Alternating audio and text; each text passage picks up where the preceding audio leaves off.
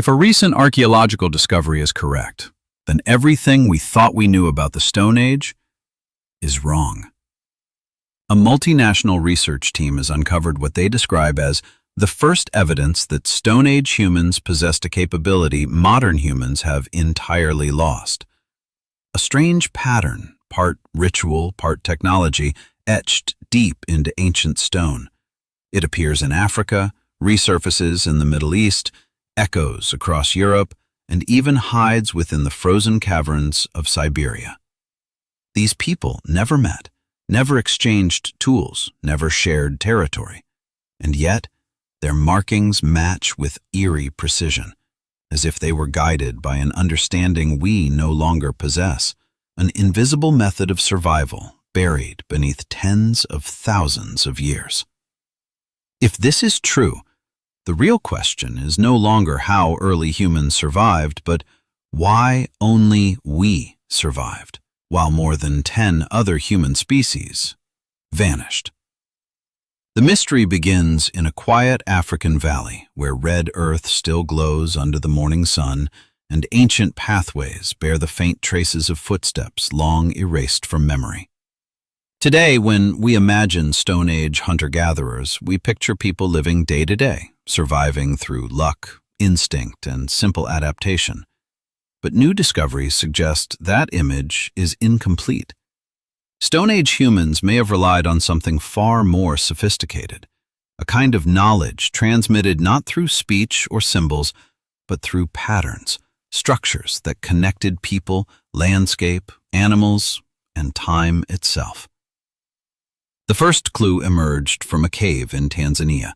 Archaeologists uncovered slabs of stone carved with repeated grooves arranged in cycles, interwoven with layers of migrating animal remains. At first glance, they look like claw marks or random scratches, but computer analysis revealed something astonishing. The grooves followed lunar cycles with remarkable accuracy. This raises a mind-bending possibility. Stone Age humans were tracking celestial rhythms tens of thousands of years earlier than previously believed. But the mystery deepens. When researchers compared these carvings with samples from the Levant and the Altai Mountains, they found staggering similarities. The pattern repeats. The spacing repeats. Even the depth of the cuts matches. It is as if a silent language existed across continents, a system not taught through contact, but through shared observation of something universal, something tied to survival. This leads to a bold hypothesis. Early humans were not merely reacting to nature. They were predicting it. They may have possessed a proto-scientific understanding of environmental cycles, an intuitive system that warned them of migrations, droughts, and seasonal shifts. Such foresight would have given them an unbeatable advantage over every other hominin species. In harsh savannas where rivers vanish within weeks, the ability to foresee rainfall could mean life or death. In predator-filled plains, predicting animal migrations could save an entire clan. And during glacial shifts, even a subtle understanding of temperature patterns could determine which species endured and which collapsed. This is why researchers now say, almost reluctantly, we are not superior to our Stone Age ancestors. We simply forgot how they lived. Their survival was not based purely on tools, fire, or strength. It was based on reading the hidden rhythm of the earth. And so the mystery stands. Could this forgotten perceptual system be the real reason Stone Age humans didn't just survive, but thrived? The deeper researchers looked, the stranger the evidence became. Those carved stones were not isolated curiosities.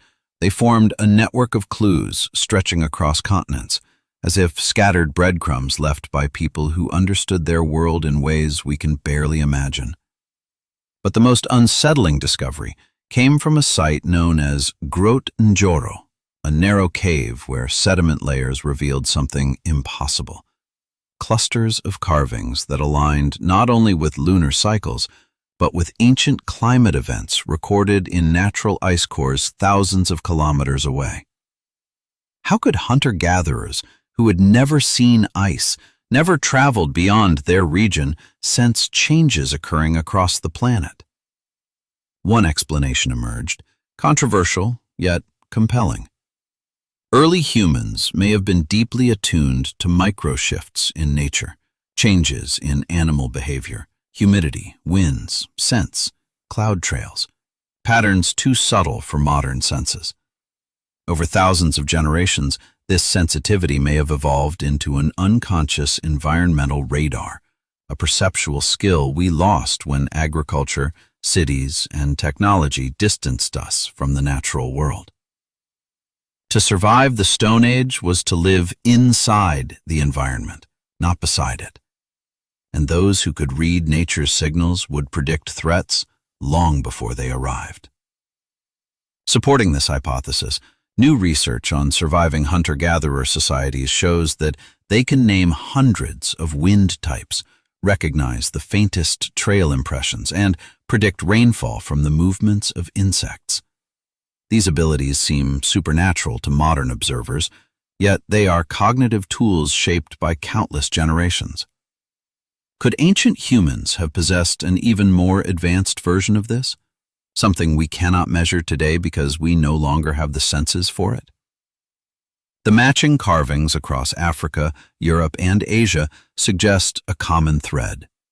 Early humans everywhere recorded the same rhythms because they were experiencing the same planetary cues. They were responding to a world that pulsed with cycles, animal migrations, monsoon shifts, seasonal fires, lunar influence on tides and fertility.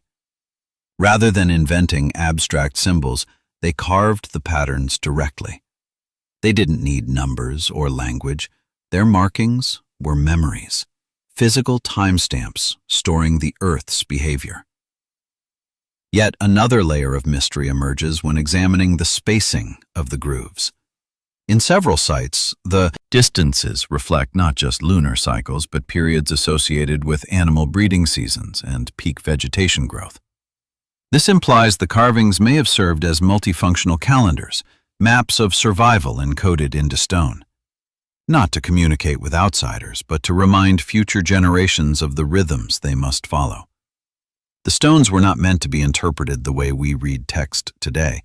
They were meant to be felt, understood intuitively by people who already lived within those cycles.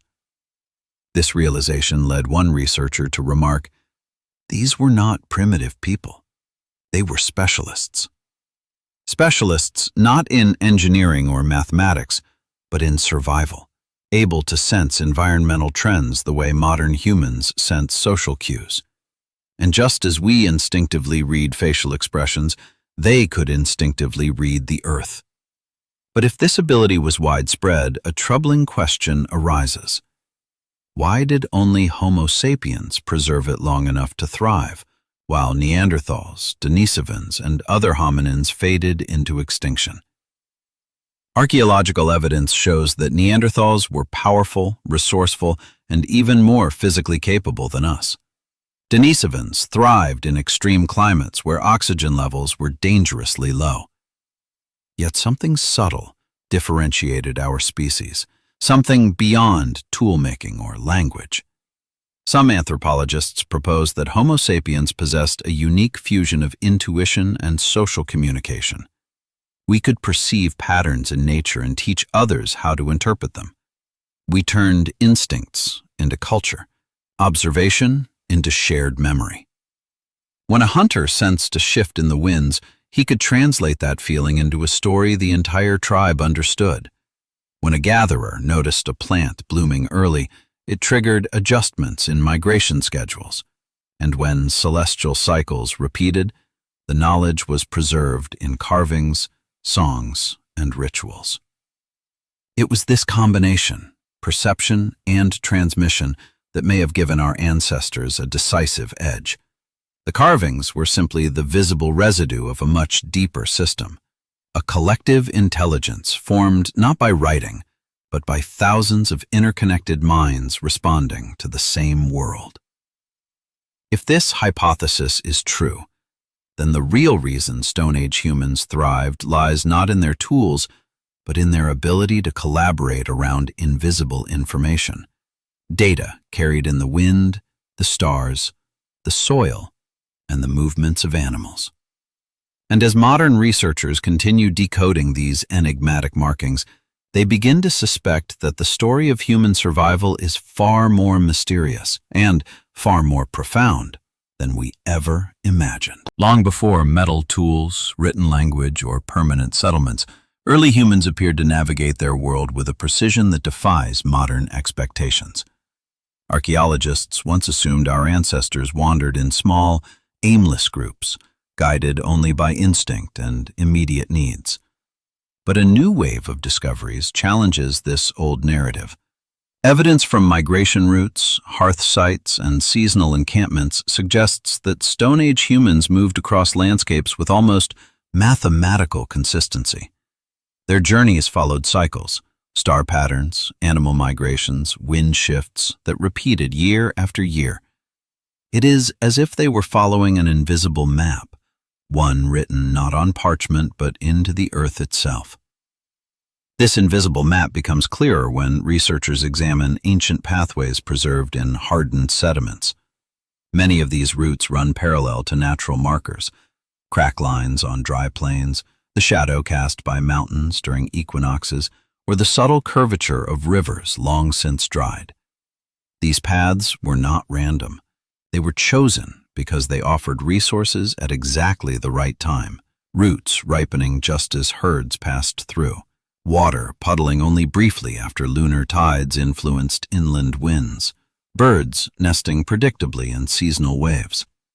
Early humans didn't simply discover these opportunities. They anticipated them. The mystery deepens with the discovery of predictive hearth clusters, groups of fire pits arranged in subtle arcs. At first, they seemed unremarkable until researchers realized they correspond to prevailing wind directions across different seasons. The alignment of the hearths suggests that ancient humans knew where smoke would rise, how predators would respond to it, and how wind could carry scents that affected hunting success. They created micro-environments, strategic placement of fire to influence animals' movement. This is far beyond simple survival. It borders on early environmental engineering. What makes this even more astonishing is the consistency across continents. Sites in Africa, Central Asia, and Southern Europe all display similar spatial logic. Different cultures, different climates, yet the same strategy, using fire, terrain, and seasonal changes to stabilize food sources. This indicates not a coincidence, but a shared cognitive pattern. Our ancestors were not passive observers in a harsh world. They were interpreters, decoding nature's recurring messages and adjusting their behavior in near-perfect synchrony with their surroundings. The more researchers analyze these patterns, the more they suspect that ancient humans possessed what one anthropologist calls environmental foresight. Not the conscious, mathematical prediction we use today, but something deeper, an embodied awareness grown from generations living in direct contact with the land. A child raised in such a world would learn from infancy to feel tensions in the air before storms, to recognize slight variations in soil that precede plant growth, to interpret insect behavior as a sign of migration. These cues would fuse into a mental model of the environment so detailed that decisions appeared intuitive, almost instinctive. But intuition alone cannot explain the scale of their success. Intuition must be shared. And here lies a clue to why Homo sapiens, more than any other hominin, expanded across the globe. Our ancestors communicated in ways that extended beyond simple gestures or spoken words. They turned observations into stories, rituals, and symbolic actions that preserved information across generations. A tale of a wandering herd became a survival guide. A cautionary myth about the moon's behavior preserved knowledge about tides. A dance mimicking wind patterns taught children where to hunt in the coming season. These cultural transmissions acted like a primitive scientific archive, an oral database encoded through emotion, repetition, and collective memory. Other hominins might have recognized patterns, but humans amplified those observations through community. Every person became a vessel of stored environmental information, and when a group moved from one region to another, they carried knowledge that had been shaped for tens of thousands of years. This kind of knowledge, collaborative, cumulative, emotionally reinforced, explains why early humans traveled vast distances without losing coherence as a species. It allowed them to adapt to deserts, tundras, forests, coastlines, and mountains not as strangers, but as informed navigators. Yet one question remains unresolved. How did this knowledge spread so consistently across continents, especially among groups with no direct contact? One theory suggests that human cognition converges naturally when faced with similar environmental pressures. Another proposes that shared celestial observations acted as a universal reference point. But a more daring idea is emerging, one that hints at a deeper layer of human consciousness, a perceptual framework hardwired into our species long before written history. Whatever the explanation, it is becoming clear that Stone Age humans survived not by chance, but by mastering the rhythms of a living planet. They thrived because they recognized that Earth itself was a teacher, and they listened. As researchers dug deeper into the archaeological layers of these migration corridors, they noticed something peculiar. Early humans appeared to pause at specific locations for reasons that were not immediately obvious. These sites lacked abundant food, had little shelter, and showed no signs of ritual activity. Yet groups consistently returned to them over thousands of years. Why would humans repeatedly stop at places that offered so little? The answer emerged only when scientists began examining environmental data sets. These locations aligned with points where subtle climatic shifts were most detectable. Changes in humidity, air pressure, bird calls, and insect movement that signaled upcoming transformations in the landscape. In other words, these were ancient observation posts, natural forecasting stations where early humans could read the future of their environment. They were strategically placed along fault lines of ecological change, places where the land whispered its secrets before revealing them to the rest of the world. What modern meteorologists decipher using satellites and algorithms, our ancestors sensed with skin, breath, and instinct. They weren't merely traveling, they were gathering data. And the data wasn't numbers, it was sensations encoded into collective memory. This realization changes everything. It suggests Stone Age humans were not passive wanderers, but meticulous analysts of their world. They did not predict weather or migration by accident. They created a network of checkpoints across the landscape to refine their understanding. Each return to these sites added more layers of knowledge, which were then passed on. Even without writing, this system functioned like a self-updating environmental database, one maintained by generations who listened to the Earth more closely than we ever have. But there is a deeper layer to this mystery, the rhythmic structure of human movement. When scientists plotted the distances between ancient campsites, a remarkable pattern emerged. The spacing often matched the optimal travel intervals for conserving energy while maximizing environmental observation. This suggests early humans were not simply following herds, they were following a schedule, a natural timetable shaped by deep familiarity with how landscapes evolved over the course of a year. More astonishing is the fact that these schedules were synchronized across different continents. Groups in Africa, Europe, and Asia moved with similar rhythms, pausing, advancing, and altering direction in patterns that mirror one another, despite being separated by mountains, deserts, and thousands of miles. There is no evidence they communicated, yet their strategies converged as if guided by a shared intelligence. Was this simply parallel evolution of behavior? Or something more mysterious? A cognitive alignment rooted in the very biology of our species? Anthropologists studying surviving hunter-gatherer groups note that decisions about where to move are often made not by logic alone, but by a blend of emotion, intuition, and communal experience. People feel when it's time to leave, even if no single person can articulate why. This collective intuition may have been far stronger in the Stone Age, when daily survival depended on attunement to subtle environmental cues.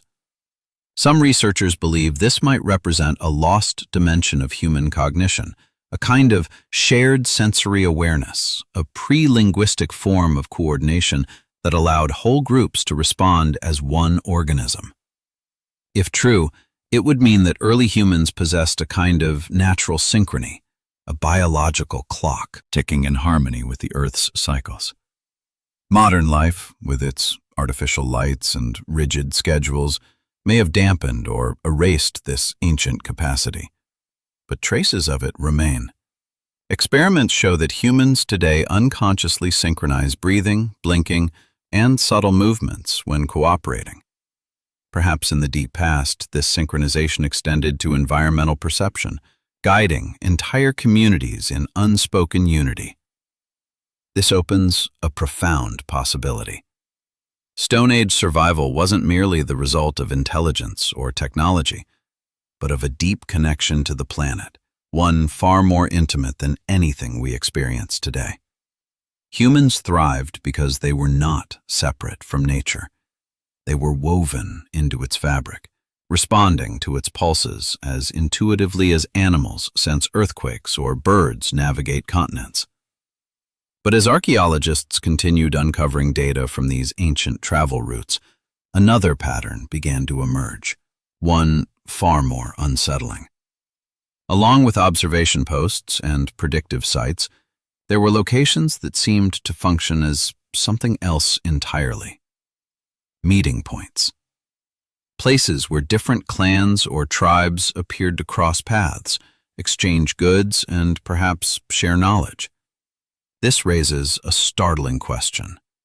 If ancient groups occasionally encountered one another, could they have exchanged more than objects? Could they have shared fragments of the invisible map, pieces of environmental knowledge that eventually spread across continents, linking distant populations through a shared understanding of the Earth? The truth behind these gatherings may hold the key to why Homo sapiens expanded across the globe with unstoppable momentum, while other human species vanished into silence. The idea of Stone Age meeting points was once dismissed as romantic speculation, the kind of notion that appealed more to storytellers than scientists. Yet, excavations over the last decade have overturned that skepticism. Archaeologists now recognize a repeating pattern. Scattered along ancient migration corridors are sites where artifacts from distinct regions appear side by side: flint from distant quarries, pigments from mountains hundreds of miles away, and shells carried inland from coastlines no one expected early humans to reach. These finds suggest that gatherings between groups were not rare accidents. They were predictable events woven into the rhythm of prehistoric life. But these gatherings held a significance far beyond trade. At certain sites, archaeologists found layers of ash interspersed with carvings, footprints, and rearranged stones that appear to mark repeated occupation across millennia. These were places of convergence, temporary hubs where information flowed between clans, not in the form of language as we know it, but through gestures, shared rituals, and the telling of stories around fire. When groups met, knowledge was exchanged. Which valleys had dried, where herds had shifted, when rains had come early or late. These were environmental updates, critical data points for survival. The more samples researchers collected, the more they noticed something uncanny. The timing of these gatherings aligned with celestial cycles.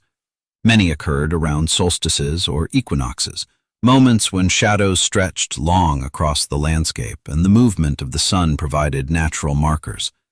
The gatherings were, in a sense, conferences of survival, seasonal assemblies where humans recalibrated their internal maps with the help of outsiders' experiences. No single group possessed the full picture. They needed each other to read the world correctly. This may have been the greatest advantage Homo sapiens held over other hominins, the ability to form alliances, however temporary, and share insights that extended far beyond local experience. Neanderthals were strong and intelligent, but their populations were isolated. Denisovans were resilient but scattered across extreme environments. Homo sapiens connected. Across mountains, across plains, across climates, they wove a web of knowledge that spanned continents long before anyone carved the first symbol into clay. One of the most striking discoveries supporting this theory came from a valley in eastern Africa, where researchers uncovered evidence of a seasonal gathering site at least 60,000 years old. The ground was packed with thousands of overlapping footprints of adults, children, and animals. Layers of sediment showed repeated returns during the same time of year. Among the artifacts were pigments from 2 distant quarries and obsidian from a volcanic field hundreds of miles to the north. People from far-flung regions had come together, shared, departed, and returned again. The following year. Even more intriguing was the discovery of a circular arrangement of stones in the center of the site. It wasn't a dwelling. It wasn't a hearth. Its purpose remains unknown.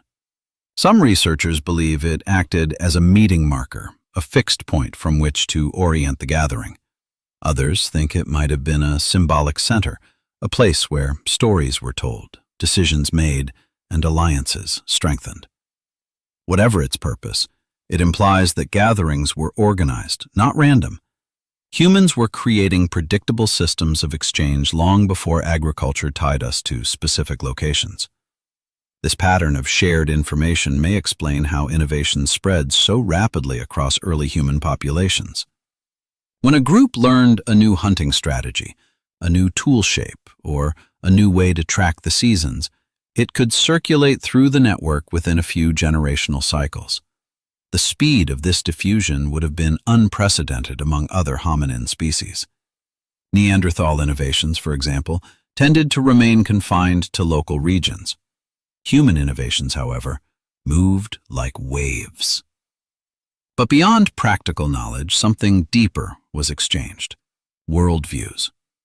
The stories told at these gatherings may have been more than entertainment. They were survival algorithms encoded into narrative form.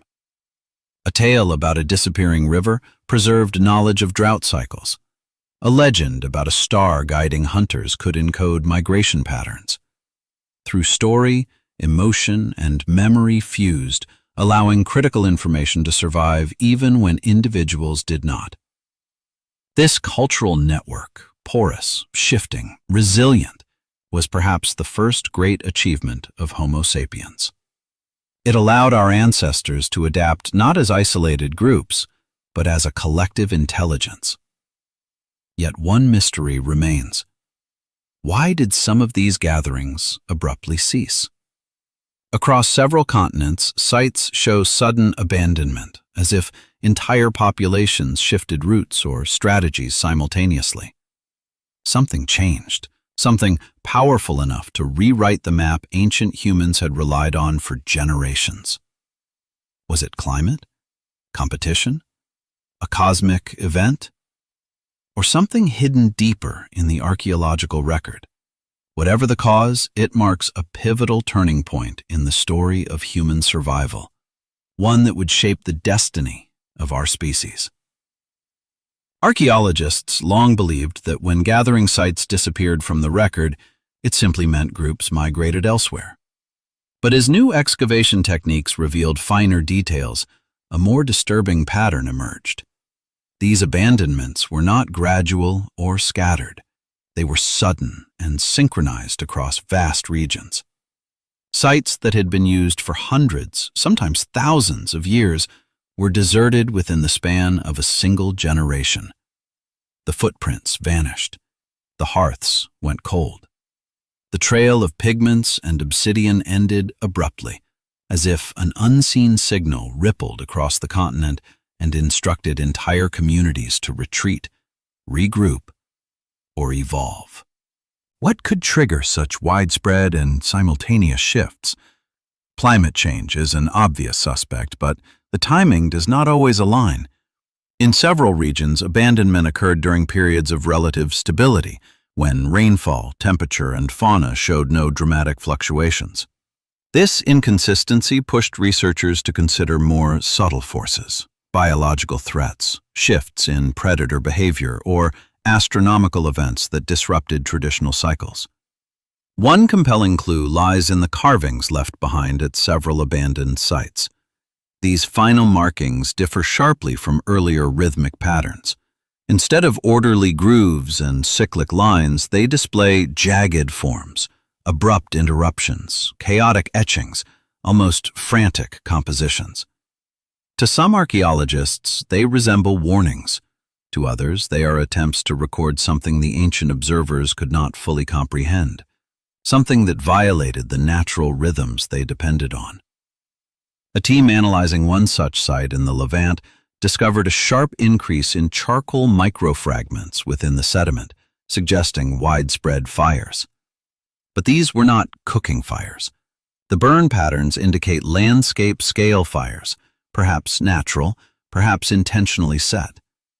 If intentional, it could mean early humans used fire to reshape their environment in response to a sudden crisis, a level of ecological manipulation previously attributed only to much later agricultural societies. Still, fire alone cannot explain why gatherings vanished across continents. Another theory is far more unsettling. Genetic evidence hints at a period of intensified contact between Homo sapiens and other hominin species. This contact may not always have been peaceful. Competition for territory, resources, and mating partners could have escalated into conflict. If rival populations disrupted established routes or threatened gathering sites, humans may have been forced to abandon traditional travel networks and create new ones. The abrupt disappearance of sites could mark the beginning of a struggle that eventually drove Neanderthals and Denisovans toward extinction. But not all clues point to conflict. Some point to knowledge, specifically the acquisition of new forms of knowledge that rendered older systems obsolete. The sudden spread of advanced tools, such as refined blades and projectile weapons, coincides with the abandonment of many traditional gathering sites. Perhaps new technologies allowed humans to exploit different terrains, hunt more efficiently, or access resources that made old migration routes unnecessary.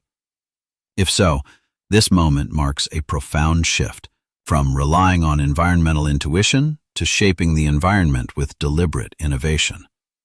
This interpretation gains weight when studying early signs of symbolic behavior. At several abandoned meeting points, the last carvings include abstract shapes that do not match natural cycles. Instead, they appear conceptual, representations of ideas rather than observations. Some archaeologists believe these may be the earliest hints of symbolic language, a precursor to the explosion of artistic expression that would emerge tens of thousands of years later in Europe and Indonesia. If symbolic thought began to take hold, it would fundamentally transform human cognition. No longer bound solely to the rhythms of nature, early humans could imagine possibilities beyond what they observed. They could strategize, plan long-term, invent, and innovate. The abandonment of ancient gathering sites might reflect the birth of a new mental world, one in which humans were no longer followers of nature's script, but authors of their own. Yet the transition appears too sudden to be purely cognitive. Something external may have catalyzed this shift, something too large, too visible, too disruptive to ignore. Recent studies point to anomalies in atmospheric dust layers, suggesting that volcanic eruptions or meteorological disturbances may have temporarily obscured the sun, disrupting the celestial markers early humans relied upon. Without predictable shadows, star paths, or lunar reflections, their environmental intuition could have faltered.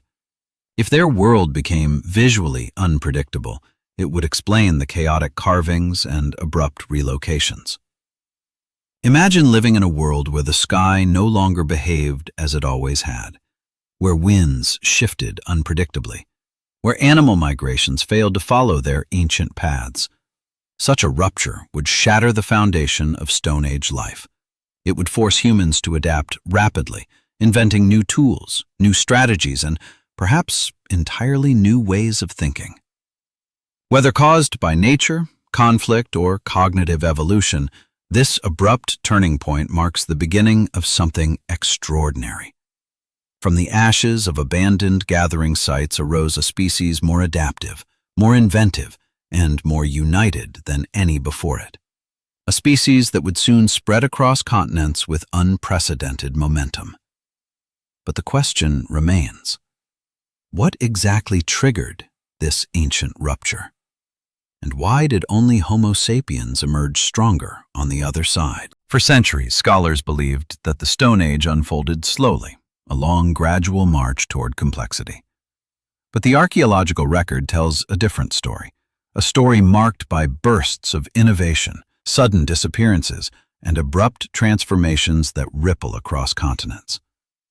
As more data accumulates, researchers see not a gentle evolution but a dramatic pivot, a moment when the old world of ancestral intuition began collapsing and a new kind of human intelligence was born.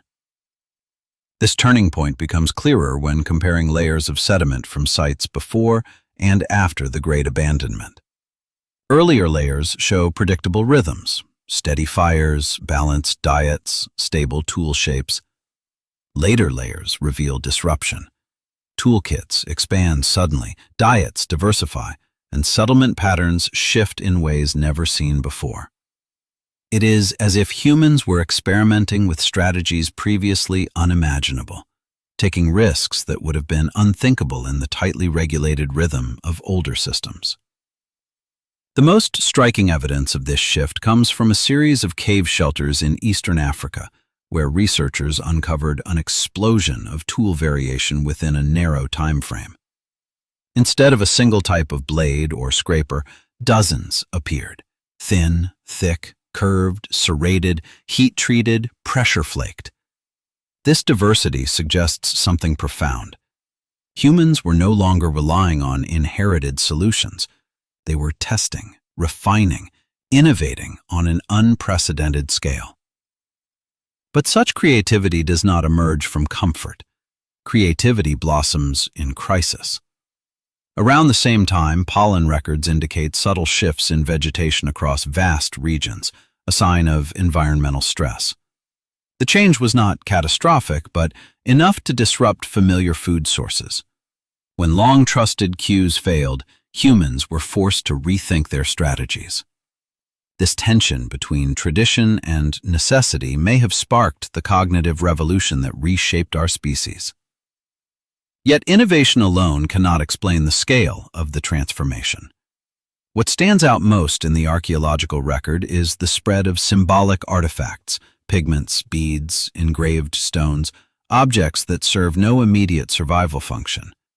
They are not tools, not weapons, not shelters. They are expressions, thoughts, markers of identity. Evidence that humans were beginning to see themselves and their world in new ways. One of the earliest examples comes from a small cave near the coast of South Africa, where archaeologists discovered a piece of ochre engraved with cross-hatched lines. The pattern has no utilitarian purpose. It is abstract, deliberate, intentional. Some researchers interpret it as the first glimmer of symbolic thought, a human reaching beyond the physical world to represent something internal.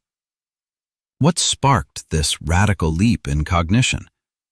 Some propose that as environmental patterns became unreliable, humans turned inward, relying less on instinct and more on imagination. Others argue that increased social interaction at gathering points created pressure for more sophisticated communication. But a growing minority suggests a more enigmatic possibility.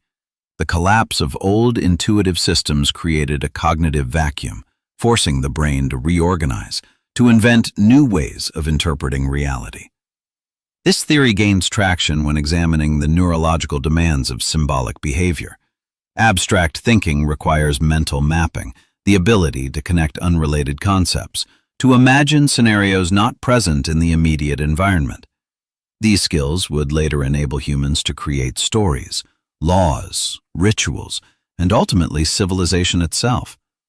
But their roots lie in this mysterious turning point when humanity stepped beyond instinct and into imagination.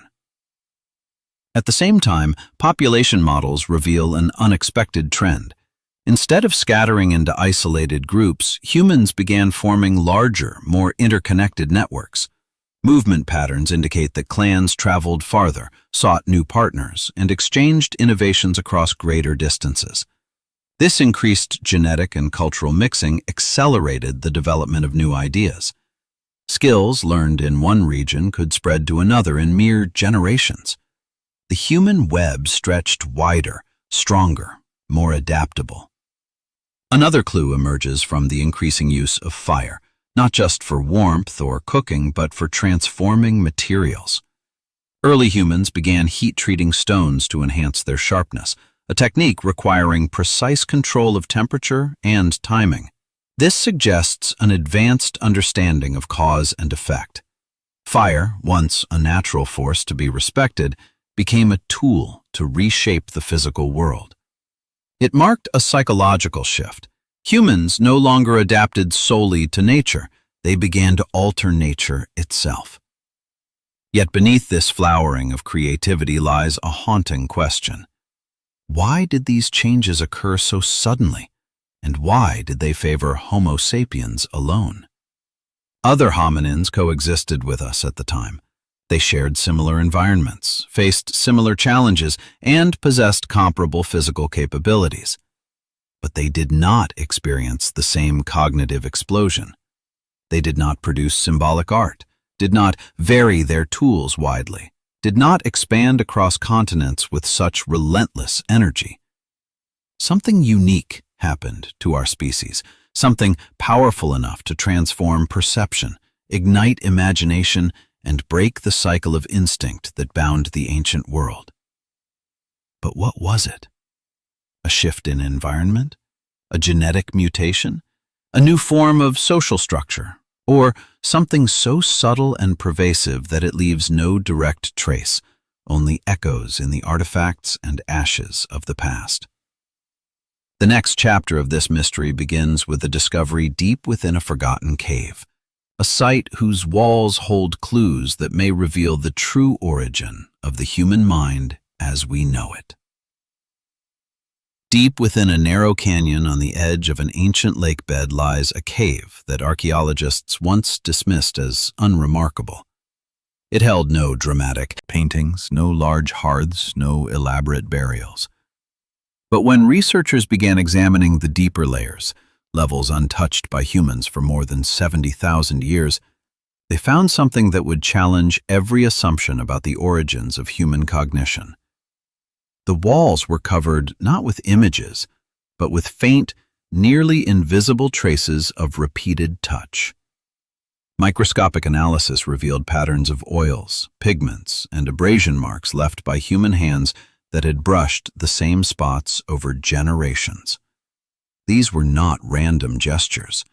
The distribution of touch formed clusters, circles, spirals, vertical arcs, patterns matching those found in early symbolic objects scattered across Africa and Eurasia. For the first time, researchers realized these were not paintings. They were behaviors, ritualized movements, embodied symbols enacted through touch. The cave became known as the resonance chamber because when researchers clapped inside, the sound echoed with unusual clarity. Some scientists theorize that ancient humans chose the site for its acoustics. Others believe the acoustics chose the humans, its echo feeding something in the human brain, stimulating a sense of presence, meaning, or altered consciousness. Whatever the explanation, the evidence suggests early humans were using the cave for more than shelter. They were exploring their own minds. In the same layers, archaeologists discovered clusters of quartz pebbles arranged deliberately. When struck together, the stones produced bright flashes of light through a phenomenon called triboluminescence. Modern humans rarely encounter this effect, but ancient people may have seen it as a sign, light emerging from stone, a spark trapped in darkness. In a world without artificial illumination, such a phenomenon would have been astonishing, perhaps even sacred. It may have fueled early human ideas about hidden forces within nature, encouraging imagination, speculation, and symbolic thought. As researchers pieced together the artifacts, a hypothesis emerged. Perhaps the turning point in human cognition was not triggered by external crisis alone, but by internal exploration. Gathering sites had fostered cooperation and information exchange, but caves like this may have sparked something more profound, a shift in consciousness. Humans began not just observing the world, but reflecting on themselves. They experimented with sound, light, touch, rhythm. They created patterns that existed only in their minds, then repeated them until they became part of their shared reality. This introspection may have unlocked new neural pathways. Studies of modern meditation, chanting, and rhythmic movement show they alter brain states, enhancing creativity, memory, and social bonding. If early humans stumbled upon these effects through ritual, rhythm, echo, or flickering light, the result could have been a cognitive breakthrough. A community that could synchronize not just physically but mentally would form. Deeper trust, stronger alliances, and more complex cultural systems. This psychological unity may have given Homo sapiens the cohesion needed to outcompete isolated hominin groups. But the resonance chamber held another secret, one far more mysterious. In a corner of the cave, researchers discovered a cluster of bones intentionally arranged in a spiral. The bones belonged to multiple species: antelope, small carnivores, even birds. None showed marks of butchery. They were not food remains.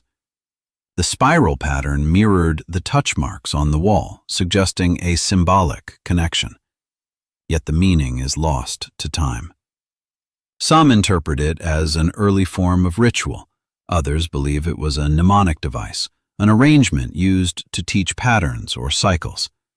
A few propose a more daring idea, that humans were attempting to embody the rhythms of nature, using symbolic forms to internalize patterns they once perceived intuitively.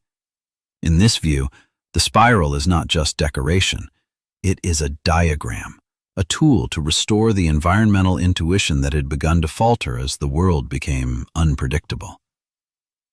Whatever its purpose, the spiral marks a crucial moment. It is the first evidence of humans externalizing abstract thought, not just reacting to their world, but reshaping it through ideas. This shift from instinct to imagination set the stage for everything that followed: art, ritual, language, cooperation, and eventually, civilization. One researcher summarized the discovery with a statement that lingers like an echo. The human mind did not evolve in the open plains. It evolved in the shadows, where we confronted the unknown within ourselves. And so, a new mystery emerges. If these caves were the birthplace of symbolic consciousness, how did this new way of thinking spread so rapidly across early human populations? How did imagination become our species' greatest survival tool? The answer may lie in the next phase of human expansion, when ideas traveled farther than bodies, shaping migrations, alliances, and the fate of entire continents. As symbolic thought blossomed inside caves and gathering sites, something extraordinary began to unfold across the Stone Age world. Human groups that had once moved cautiously within familiar territories started venturing farther than ever before, across deserts, up mountains, along river valleys, and eventually beyond the boundaries of any hominin species before them. This expansion was not random. Archaeological traces show a new kind of movement, purposeful, coordinated, driven by something more profound than hunger or climate. It was as if humans had acquired a new internal compass, an ability not only to read the earth, but to imagine worlds they had never seen. The first hints of this cognitive revolution appear in the way early humans modified their tools. Instead of crafting blades solely suited to local prey, they began making multi-purpose tools, objects that could adapt to unfamiliar environments. This suggests they were anticipating landscapes they had never encountered. They were preparing for possibility. No other hominin species had demonstrated such foresight. Neanderthals excelled within specific ecological niches. Homo sapiens seemed ready for all of them. At the same time, pigments and ornaments began spreading across large distances. Beads carved from ostrich eggshell found in the eastern savannas turn up thousands of miles away. Shells from coastal regions appear deep inland. The objects themselves are simple, but what they represent is revolutionary. Humans were carrying symbols of themselves into new lands, extending identity beyond the familiar. A bead could remind a traveler of home. A pattern engraved on a stone could bind distant groups through recognition. Identity became portable. This new symbolic identity may have powered the unprecedented expansion of human networks. When a group encountered strangers, once a moment fraught with danger, shared markings or ornaments could signal familiarity, alliance, or at least mutual understanding. Instead of fighting, people talked. Instead of competing, they exchanged knowledge.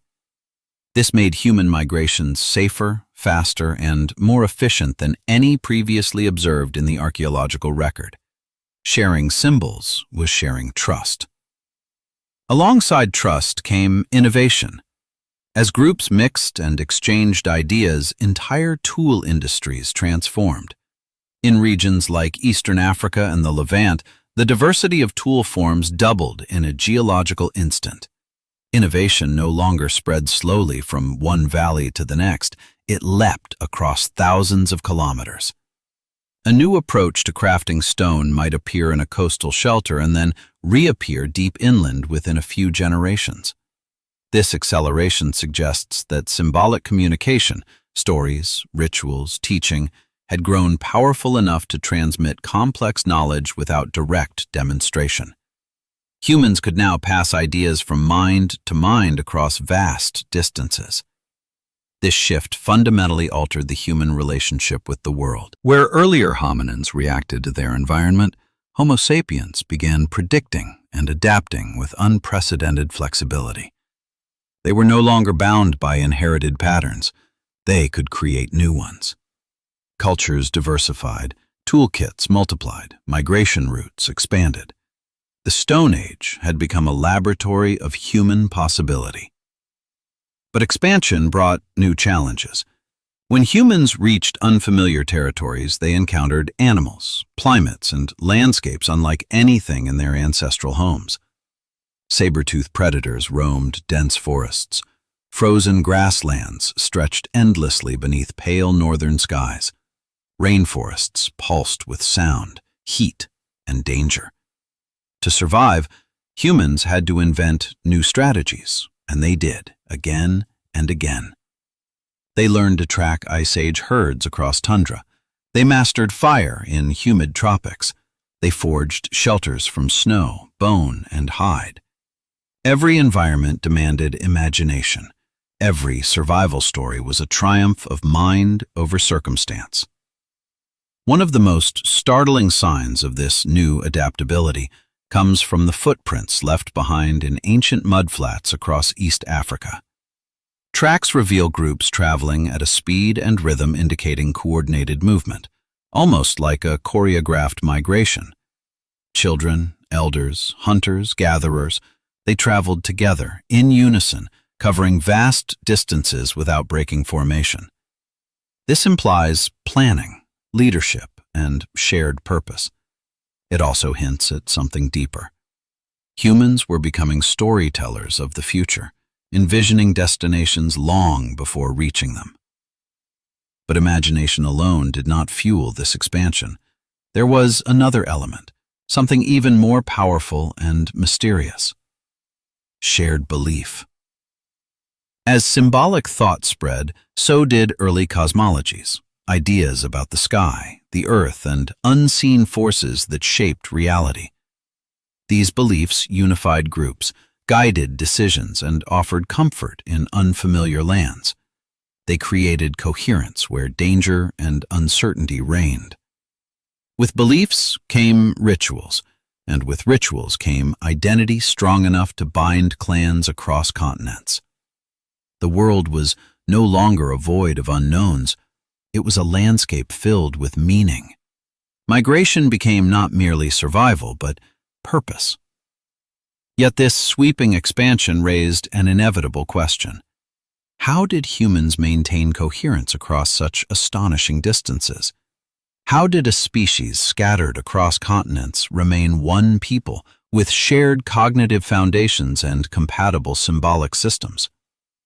The answer may lie in the way early humans encoded knowledge through patterns, rituals, and stories powerful enough to survive separation, adversity, and time itself.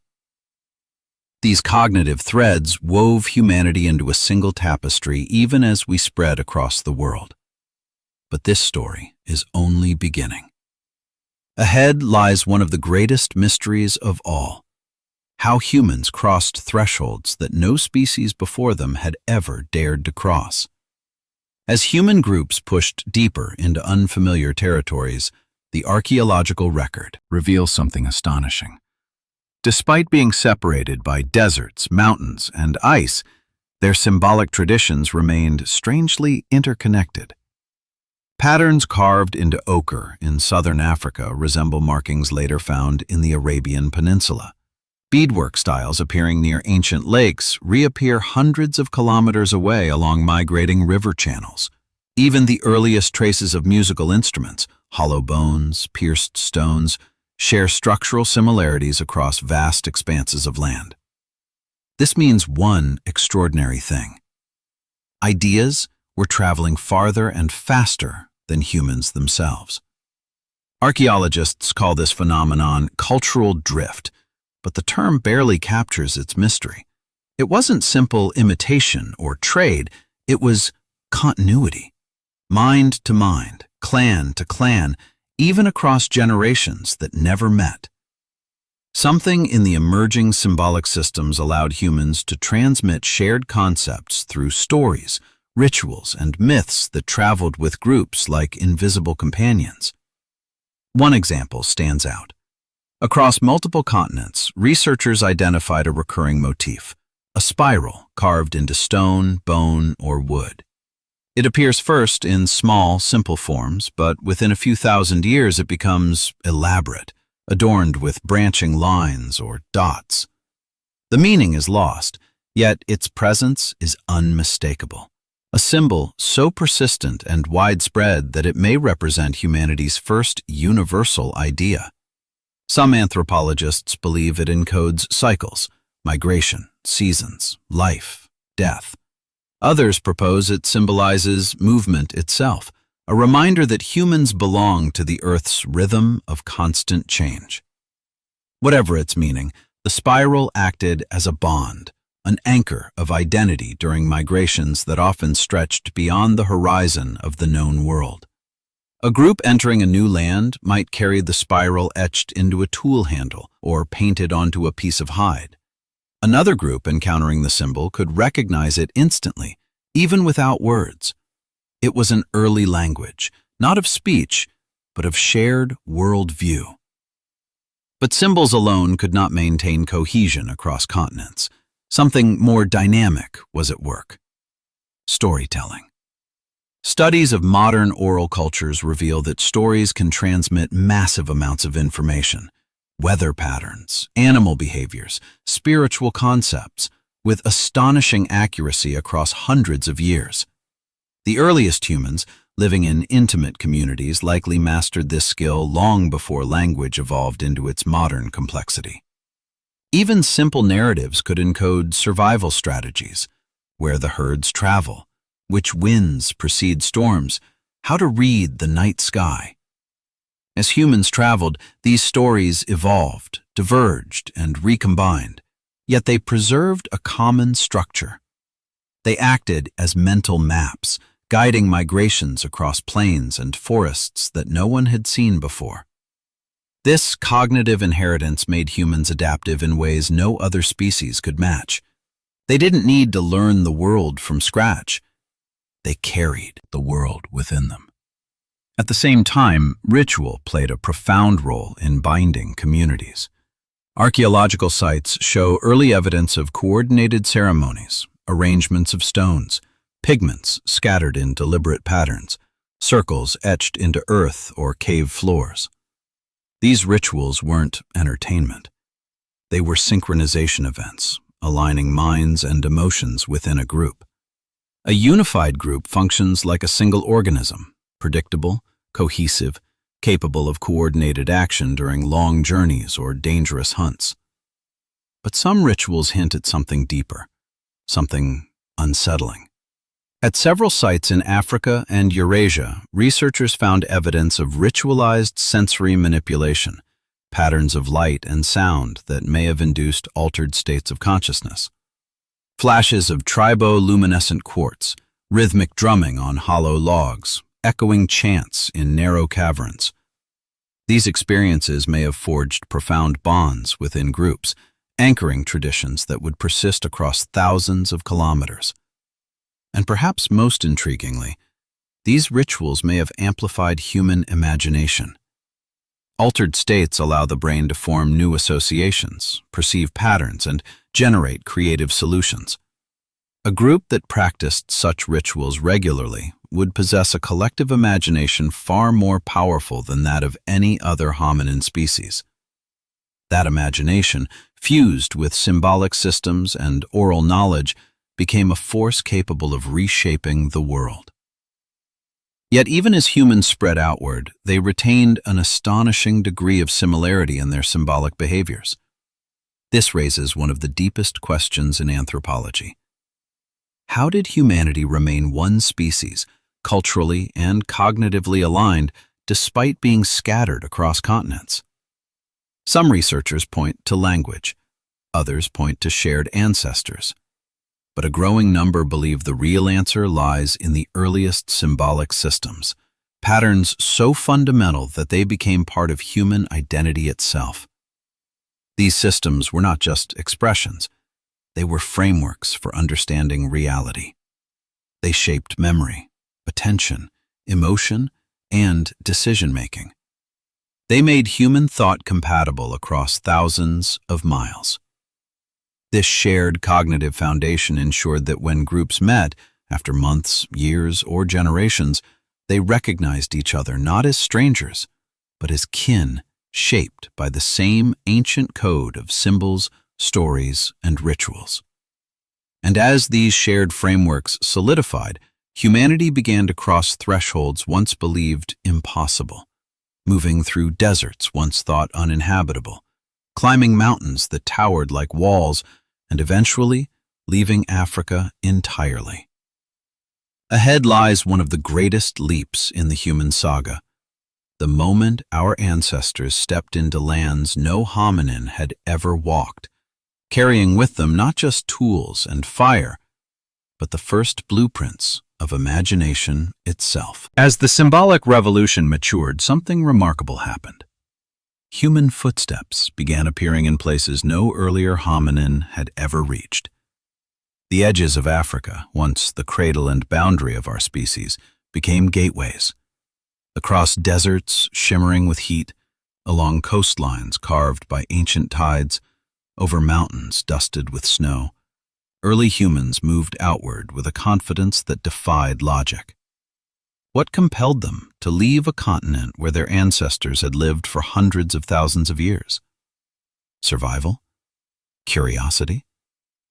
Or a deeper impulse, the dawning sense that the world was larger than the horizons they knew. Archaeological evidence suggests the expansion was not a single wave, but a pulse. Movements in and out, advances and retreats, each shaped by climate shifts, resource patterns, and the growing complexity of human imagination. But the pattern is unmistakable.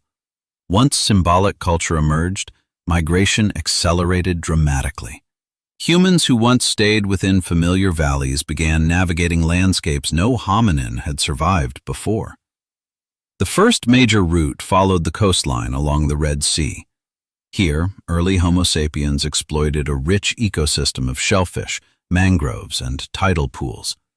These resources allowed small groups to travel steadily, never straying far from food or water. But what set them apart was not merely adaptation, it was innovation. Humans developed new methods of harvesting marine life, crafting tools specifically for digging, prying, and slicing. They learned to read tides and moon phases, and they began creating symbolic markings along travel routes, simple spirals, lines, and punctures carved into shell or stone, perhaps guiding future travelers or reinforcing a shared identity across distance. But leaving Africa required more than survival skills. It required vision, the belief that something existed beyond the known. This belief appears encoded in early myths still preserved in distant cultures today. Stories of a land across the water, of ancestors who walked toward the rising sun, of journeys guided by stars.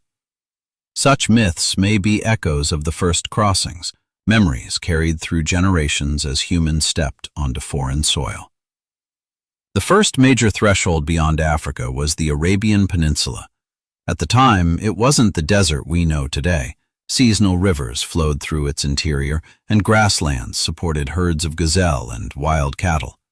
Stone tools found across Arabia show that humans didn't just pass through, they flourished. Campsites reveal evidence of organized hunting, complex tool production, and perhaps even early forms of territory marking. The landscape became a canvas for experimentation.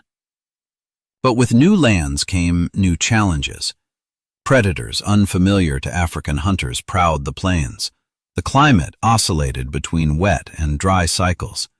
Yet humans adapted with astonishing speed. They learned to conserve water, track migratory animals, and navigate by celestial cues. They developed new types of shelters suited for open plains. And their symbolic systems, stories, rituals, markings, helped unify groups as they ventured deeper into unknown territories. One of the most puzzling discoveries from this period is the sudden appearance of highly standardized stone points across thousands of kilometers. These tools share nearly identical proportions, flaking patterns, and uses, suggesting rapid communication between far-flung groups. How did this knowledge spread so quickly? Either humans were incredibly mobile, or ideas traveled through networks more extensive than previously imagined. In either case, humanity was beginning to function as a global species long before globalization existed. Another key factor was fire. In the new environments, fire became more than warmth or cooking, it was strategy. In grassy plains, humans used controlled burns to flush prey, regenerate vegetation, and maintain open landscapes. These burns left distinctive charcoal layers now found across archaeological sites. Such deliberate environmental shaping reveals a profound shift. Humans were no longer just adapting to landscapes, they were redesigning them. But perhaps the greatest leap during this expansion was social. Groups that traveled together had to cooperate with precision. They developed shared roles, responsibilities, and collective decision-making. Elders carried memories of distant lands. Skilled navigators interpreted the sky. Hunters coordinated strategies across vast terrains. Every migration demanded unity, and that unity was cemented through shared symbols and stories. These intangible bonds made Homo sapiens almost unstoppable. Yet the expansion was not without tension. Traces of other hominin species, Neanderthals, Denisovans, and perhaps others long extinct, appear in the regions humans entered. The archaeological record hints at encounters, some peaceful, some violent, some intimate. Our genes still whisper traces of these meetings, but the cultural record is silent, leaving only speculation about how these interactions shaped the human story.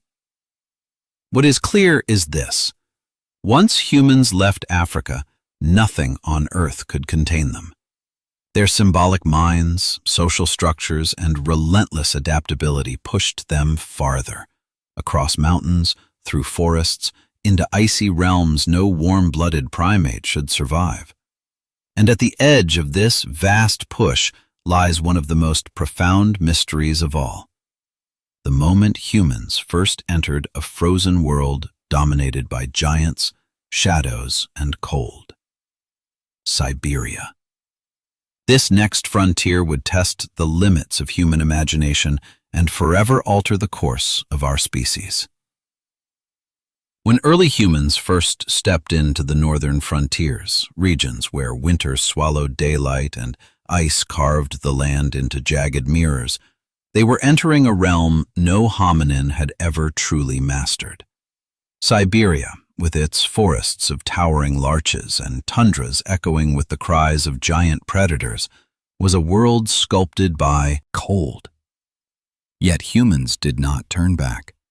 They pressed forward as if driven by something deeper than survival, an expanding sense of possibility, a growing conviction that no landscape was too harsh for a species armed with imagination.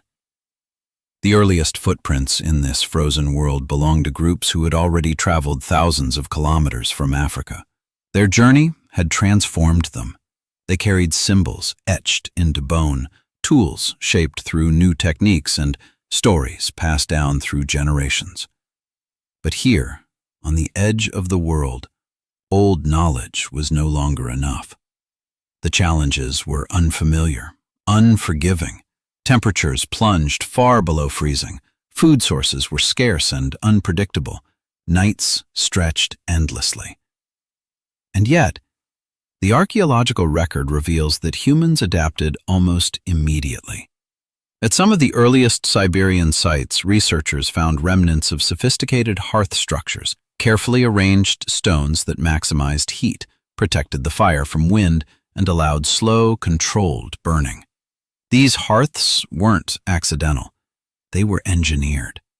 Even more surprising, evidence shows that humans burned not just wood, but bones, a fuel that burns hotter and longer, ideal for bitter cold.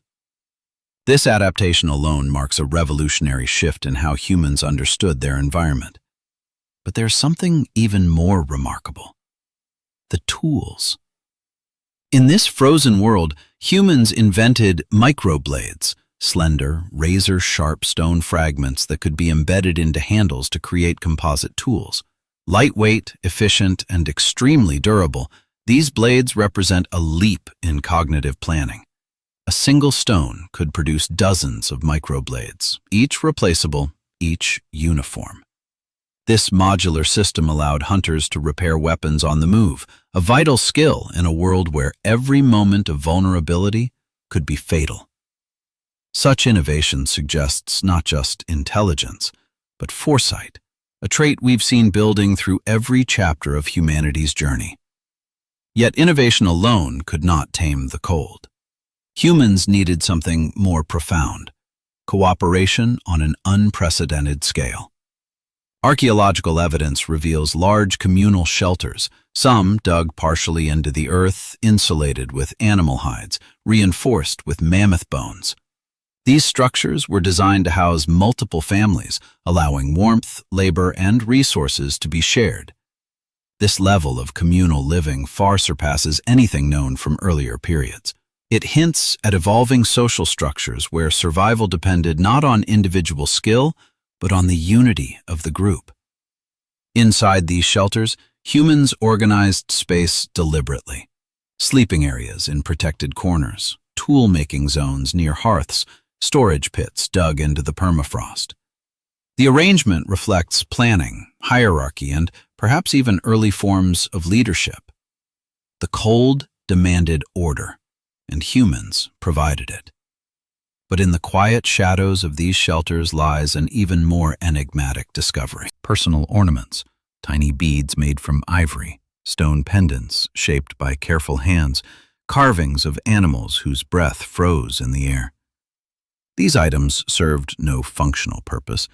They were expressions of identity, memory, perhaps even hope. In a world so hostile, why would humans dedicate time to creating beauty? Anthropologists believe that symbolic expression was essential for psychological survival. Rituals, stories, and ornaments unified groups, reinforced identity, and maintained emotional resilience during long, dark winters. In this sense, art was not luxury, it was medicine, a powerful tool against despair. And then came the encounters. The Siberian frontier was home to another hominin, the Denisovans, a mysterious branch of humanity known only through fragments of bone and traces of DNA. Archaeological and genetic evidence suggests early Homo sapiens did not simply pass by them, they interacted. Some interactions were likely cooperative, others may have been competitive. But one fact remains. Humans carried Denisovan DNA into future generations, evidence of interbreeding that occurred in these frozen lands. This genetic exchange may have changed everything. Some geneticists propose that interbreeding with Denisovans provided early Homo sapiens with adaptations crucial for surviving extreme cold and high altitudes. This advantage would later allow humans to populate the Tibetan Plateau, the Arctic Circle, and even the towering Himalayas. If true, the Siberian frontier was not just a battleground, it was a crucible where humanity was reforged. But this region also holds one more secret. Scattered across ancient campsites are strange, spiral-like carvings, similar to those found in Africa and Eurasia, yet distorted, stretched, transformed by imagination or necessity. Some researchers believe these spirals represent wind patterns. Others think they refer to celestial cycles different from those seen farther south. A few argue they encode myths invented to explain the terrifying beauty of the northern sky. Whatever their meaning, the spirals reveal a profound truth. Humans did not surrender their symbolic world at the edge of the known. They expanded it, reshaping their beliefs and rituals to fit the frozen horizon. The question now hangs like ice crystals in the air. If humans could conquer Siberia, the harshest frontier of the ancient world, what limits remained? The next leap would be even greater, crossing into lands untouched by any hominin before them, lands that would become the stage for one of the greatest human adventures of all time. The farther humans pushed into Siberia, the more their world transformed. Winters grew longer, shadows stretched farther. The land itself seemed to resist intrusion, as if testing whether these newcomers truly possessed the resilience their ancestors had forged. But humans did not falter. They adapted, innovated, and unified. And then, at the very edge of the known world, they encountered a possibility unlike anything before. An unexplored continent, unreachable for millions of years, waiting silently across a narrow bridge of frozen earth. This bridge, known today as Beringia, existed only during rare periods when ice swallowed enormous volumes of the world's water. To early humans, it must have looked like a vast, wind-swept plain stretching endlessly toward the horizon. Herds of mammoths and bison crossed it seasonally, unaware they were walking between continents. Wolves stalked the perimeter, eagles circled above, and somewhere in that frozen silence, humans realized the land did not end. It continued. The decision to follow the herds across this bridge marks one of humanity's most extraordinary moments, the first step into the Americas. For decades, scientists believed this migration happened late in prehistory, But new discoveries, stone tools beneath ancient sediments, footprints preserved in hardened mud, DNA fragments from vanished communities, reveal a startling truth. Humans reached the Americas far earlier than once imagined. These early pioneers were part of the same symbolic revolution that had swept across Africa, Eurasia, and Siberia. They carried memories of spirals, myths of the sky, tools shaped through innovation, and a worldview that framed every new landscape as a realm of possibility. Crossing Beringia was not a single event. It was a pulse of movement spanning centuries.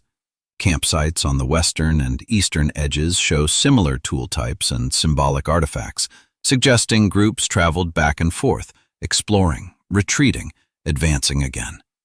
They followed the herds, the seasons, and perhaps even stories passed down from generations who gazed across frozen horizons and imagined what lay beyond. But crossing into a new continent was only the beginning.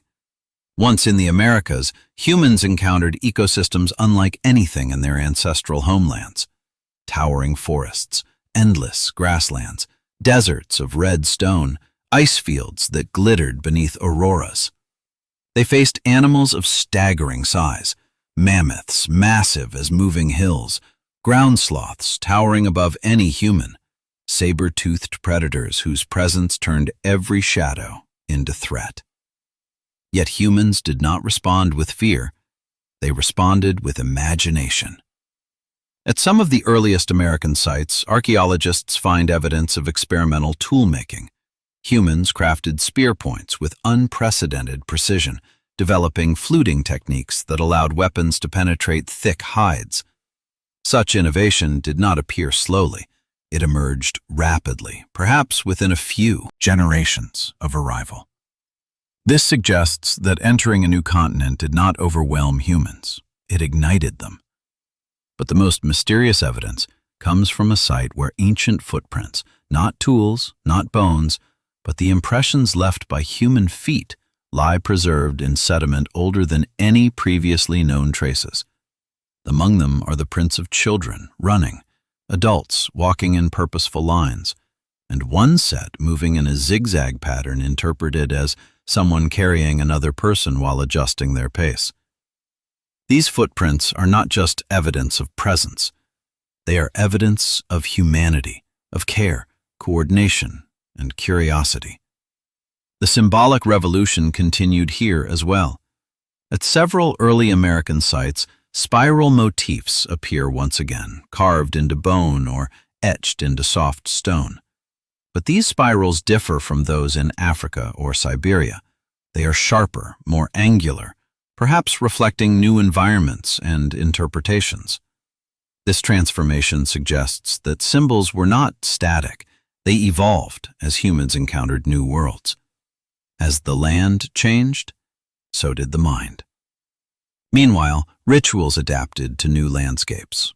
In deep caves beneath ancient cliffs, humans created marks that align with moonlight piercing narrow openings only on specific nights.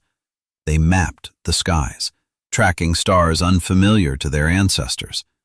These rituals served not just as spiritual expressions, they were calendars, teaching tools, and mental anchors in vast, unknown territories. The Americas became a theater of human reinvention. But this leap raises profound questions. Why did humans, alone among all species, possess the drive to explore lands unseen, to cross ice bridges under auroras, to imagine futures beyond the horizon? And why did these migrations happen almost simultaneously across the world, regardless of continent? The answer lies not only in symbols or tools or rituals, but in a deeper transformation, a shift in human perception that allowed imagination to become as real as the physical world. As we follow these early pioneers deeper into new continents, we begin to see the emergence of a global mind, a shared cognitive blueprint guiding humanity toward realms no other animal had ever reached. The next step in this journey would lead humans into environments even more extreme, where adaptation demanded not just creativity, but a profound understanding of cosmic rhythms and earthly cycles. Crossing into the Americas was more than a migration, it was an evolutionary gamble. No species before had succeeded in these lands. Even the mighty mammoth and saber-toothed cats had moved only within familiar ranges. But humans entered as if guided by an ancient intuition, stepping into ecosystems that pulsed with unfamiliar rhythms. For a time, the unknown must have been overwhelming. Towering red canyons, forests dense as walls, far-off thunder echoing across plains where herds moved like living storms. Yet evidence reveals that humans adapted with astonishing speed, transforming novelty into opportunity. The first major challenge was climate. In many regions, temperatures swung between brutal winters and scorching summers. Rain patterns were unpredictable. Food availability fluctuated with extreme variability. Rather than relying solely on inherited knowledge from Africa or Siberia, humans began innovating independently. They developed new hunting strategies tailored to giant Pleistocene herbivores. They crafted traps and drive lanes, coordinated group hunts on a scale rarely seen elsewhere. Such cooperation required not only physical skill but deep social intelligence, trust, timing, leadership. Tools evolved rapidly. The emergence of fluted spear points, sleek, symmetrical, engineered for deep penetration, signaled a leap in craftsmanship. These points, known from sites across North America, required precise knowledge of stone fracturing. One mistake, one misaligned strike, and the entire piece shattered. Yet early humans mastered this technique effortlessly, producing weapons that could pierce the thick hides of massive prey. This innovation spread astonishingly fast across regions, suggesting that communication networks, perhaps seasonal gatherings, shared rituals, or migrating clans, remained intact across vast distances. But perhaps the most iconic evidence of early American ingenuity comes from their tracking skills. Ancient footprints, some preserved in astonishing clarity, reveal a mastery of landscape interpretation. In one site, researchers found the footprints of a young teenager walking across wet mud, but deeper analysis showed an adult's footprints overlaying them, suggesting the adult was carrying a child and periodically adjusting their step. This moment, frozen in time, speaks to compassion, endurance, and coordinated movement. Such unity became essential in navigating predator-rich landscapes. Humans shared territory with dire wolves, American lions, short-faced bears towering twice the height of a man. These predators were faster, stronger, and far more adapted to the terrain. Yet humans thrived, while many of these giants eventually perished. Why? Because humans possessed something no predator could match: collective imagination. They could anticipate danger before it arrived, strategize hunts, and construct shelters that bent the environment to their will. This mastery extended to fire. In the Americas, fire became a tool of transformation. Burn patterns across ancient grasslands revealed deliberate, controlled fires used to shape ecosystems, clearing undergrowth, encouraging new plant growth, attracting herbivores, and managing predator pathways. Humans were no longer just surviving in new lands, they were redesigning entire landscapes. This ecological engineering created sustainable hunting grounds and allowed populations to grow, spreading over mountains, forests, and plains with unprecedented speed. Yet the archaeological record contains clues that early American groups were guided by more than practicality. Symbols carved into bone and stone reveal evolving cosmologies. Spirals appear again, transformed into sharper, more angular patterns, perhaps reflecting new interpretations of cycles or celestial motions. In some caves, markings align with solstices or moon phases, suggesting early humans mapped the sky to maintain orientation in unfamiliar territories. Others show layered patterns, possibly depicting seasonal migrations or mythic journeys echoed in oral traditions. Rituals adapted too. Feasting sites show evidence of communal gatherings where groups converged, shared information, reinforced alliances, and exchanged symbolic objects. These gatherings may have played a crucial role in synchronizing culture across enormous distances. Through ritual, humans preserved their identity even as they explored landscapes thousands of kilometers from their origins. But this cultural unity faced new challenges. The Americas were vast, with environments ranging from frozen tundra to tropical rainforest. Populations spread out, encountering different cycles, threats, and opportunities. And yet, astonishingly, similar symbolic motifs appear across regions separated by thousands of years and kilometers. How could such unity persist? One explanation lies in the foundational symbolic system born in Africa and carried across the world. These early constructs, spirals, lines, rhythms, stories, were flexible enough to adapt to any environment while preserving core structures of meaning. They served as a cognitive anchor, helping humans interpret new experiences through familiar conceptual frameworks. The mind did not fragment. It evolved. Yet, something else shaped early American societies, something stranger and more mysterious. Across multiple sites, archaeologists discovered artifacts that seemed to reflect deep astronomical awareness, carvings that match star clusters, not by coincidence, but by deliberate patterning. These early sky maps suggest that humans in the Americas were tracking celestial bodies unknown to their ancestors in the Old World. They were not just adapting to the land, they were recalibrating their understanding of the cosmos. And this shift, away from familiar stars and toward new celestial patterns, may have profoundly transformed the emerging human worldview. For the first time in history, humans lived under skies entirely different from those of Africa or Eurasia. The heavens themselves had changed. And with this new sky came new stories, new identities, new myths that would bind generations together. As humans spread deeper into the continents, they encountered challenges that would test their adaptability, their unity, and their imagination.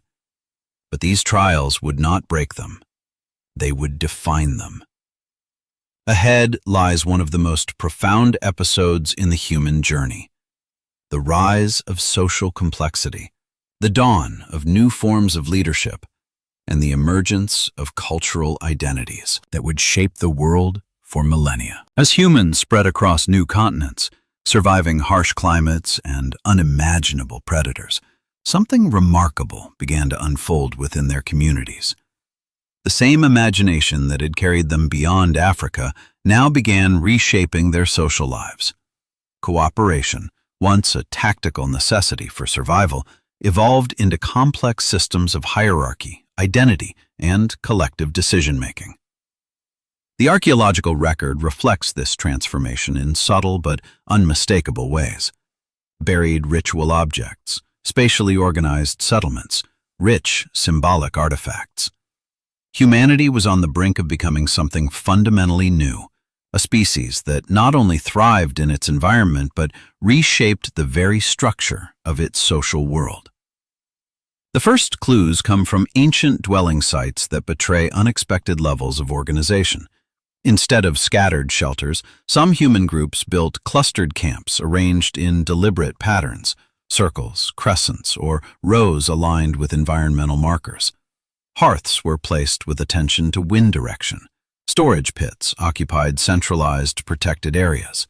Tool-making zones sat near light sources or at the edges of settlements where noise and debris wouldn't disturb the inner community. This spatial logic reveals a shift in perception.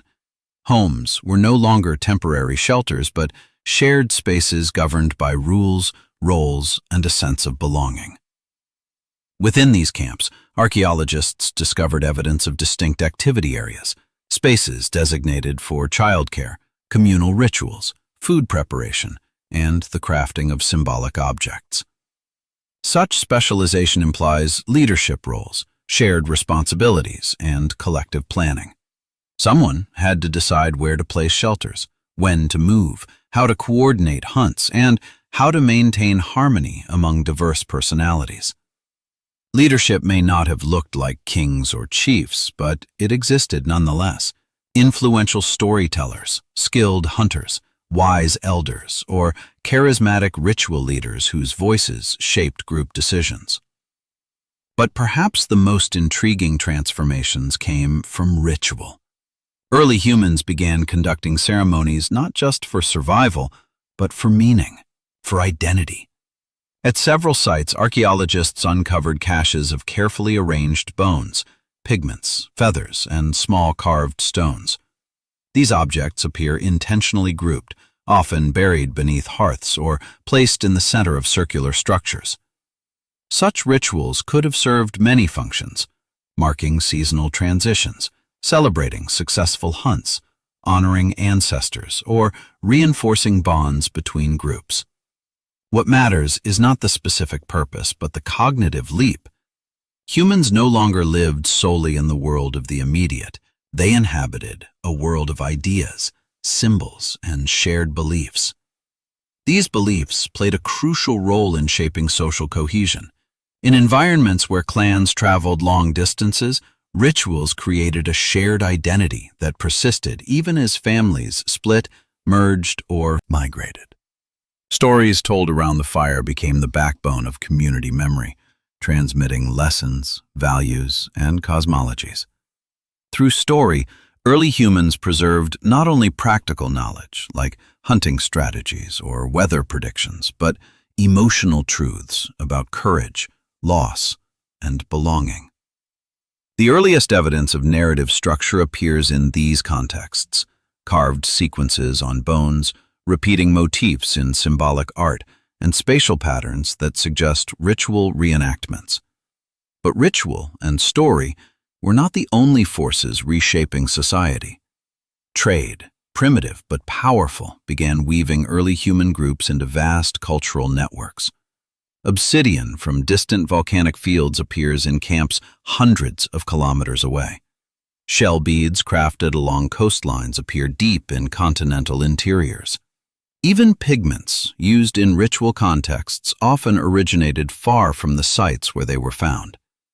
This implies sustained interaction between groups, exchanges not only of goods but of people, ideas, and cultural practices. Trade routes became lines of communication, carrying innovations across vast landscapes. Such networks required trust, and trust required norms, unwritten principles governing behavior. These norms, enforced through story, ritual, and symbolic identity, laid the groundwork for something extraordinary: the emergence of moral systems. While not yet codified into laws, these systems guided behavior, mediated conflicts, and ensured cooperation. In this sense, morality emerged not from religion or philosophy, but from the needs of small communities striving to survive in unpredictable environments. Archaeologists also begin to see evidence of long-term alliances, clans who met seasonally, exchanged mates, shared hunting territories, or collaborated during resource shortages. These alliances reinforced genetic diversity and reduced conflict, making early human societies resilient in ways their hominin relatives never achieved. Neanderthals and Denisovans, by contrast, show little evidence of large-scale social networks. Their groups were small, isolated, and vulnerable. Homo sapiens, through cooperation, became a superorganism, a species whose strength lay not in individual capability, but in collective intelligence. But deep within these emerging social worlds lies a mystery that still confounds researchers: the sudden appearance of symbolic objects associated not with daily life, but with identity.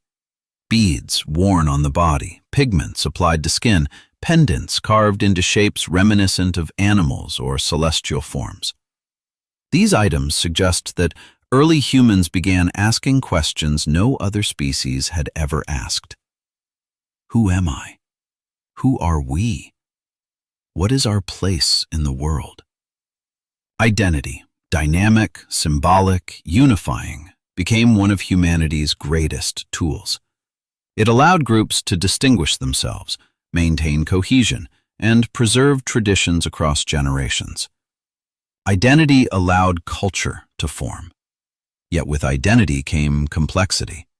Groups developed competing beliefs, divergent rituals, and distinct cultural practices. This diversity would eventually give rise to the first cultural boundaries, and with that, humanity's earliest tensions. Ahead lies the threshold where complexity becomes civilization, where leadership formalizes, rituals deepen, and symbolic meaning begins shaping not only individuals but entire societies. As human societies grew more structured, the symbolic systems that once unified small groups began to ripple outward, creating networks of shared meaning that stretched across entire regions. But these expanding identities carried new consequences. What had once been a purely adaptive trait, symbolic expression, slowly evolved into the foundation of social complexity, shaping alliances, rivalries, and the earliest forms of collective power. One of the first clues to this new phase comes from burial sites. Earlier human burials were simple: shallow pits, minimal artifacts, occasional pigments marking the body. But during this period of social expansion, certain burials became elaborate. Some individuals were laid to rest with ornaments, tools, pigments, and objects of clear symbolic importance. These were not kings or queens, such concepts had not yet emerged, but they held roles that elevated them within their communities. Storytellers, ritual specialists, skilled hunters, or elders whose knowledge had shaped the identity of their group. These burials reveal something profound: the birth of prestige. Not dominance based on physical strength, but influence rooted in narrative, memory, and belief. Prestige-driven leadership would eventually give rise to authority structures, but at this stage, it functioned more as recognition, an acknowledgement that certain individuals held knowledge vital to the group's survival. At the same time, evidence of intergroup interaction intensifies. Archaeologists find sites where artifacts from distant regions appear side by side, indicating that groups met regularly, perhaps seasonally, to trade goods, exchange stories, arrange marriages, and participate in shared rituals. These gatherings were more than social events. They were the lifeblood of humanity's expanding cultural web. The objects exchanged were not only practical goods, but symbols of identity: beads carved in distinctive regional styles, pigments of particular hues, ornaments reflecting local myths. Through these items, groups could signal belonging, express friendship, or mark differentiation. But where identity flourishes, boundaries inevitably form. Symbols that once united humanity now distinguished one group from another. Differences in ritual, ornamentation, or tool style may seem minor to modern eyes, but to early human communities, they were markers of identity, visual cues that defined who belonged and who did not. These distinctions helped groups maintain cohesion, but they also introduced the seeds of conflict. Archaeological evidence begins to reveal a new phenomenon: territorial tension. Certain sites show signs of defensive positioning: settlements placed on elevated ground, stones arranged to block narrow paths, or hearths located away from exposed viewpoints. While not proof of warfare, these patterns suggest caution, perhaps born from competition over resources or disputes between culturally distinct groups. The symbolic revolution had expanded cooperation, but it also created identities strong enough to divide. Yet conflict alone does not define this era. In fact, the archaeological record also reveals stunning examples of peaceful coexistence and intercultural blending. In regions where resources were abundant, different groups appear to have lived side by side, sharing technological innovations and participating in joint rituals. Some artifacts show hybrid styles, ornaments combining motifs from two or more cultures, suggesting a blending of beliefs and traditions. These hybrid artifacts are among the earliest evidence that humans could navigate cultural diversity, finding harmony as readily as discord. Within this dynamic, complex social world, one phenomenon stands out above all: the emergence of long-distance networks of information flow. Beads from one region appear thousands of kilometers away. Pigments from particular mineral formations show up far from their source. Tool-making techniques spread rapidly through populations with no direct contact. This suggests that human groups developed sophisticated systems for relaying information, perhaps through trade intermediaries, seasonal gatherings, or ritual journeys undertaken by skilled navigators or respected elders. These networks functioned like prehistoric highways of knowledge, ensuring cultural resilience even in times of hardship. But something even more mysterious begins to appear in the archaeological record: shared mythic motifs.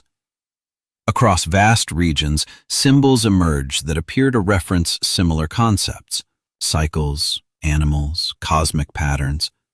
The spiral remains dominant, but new motifs appear: branching lines, concentric circles, triangular forms pointing skyward.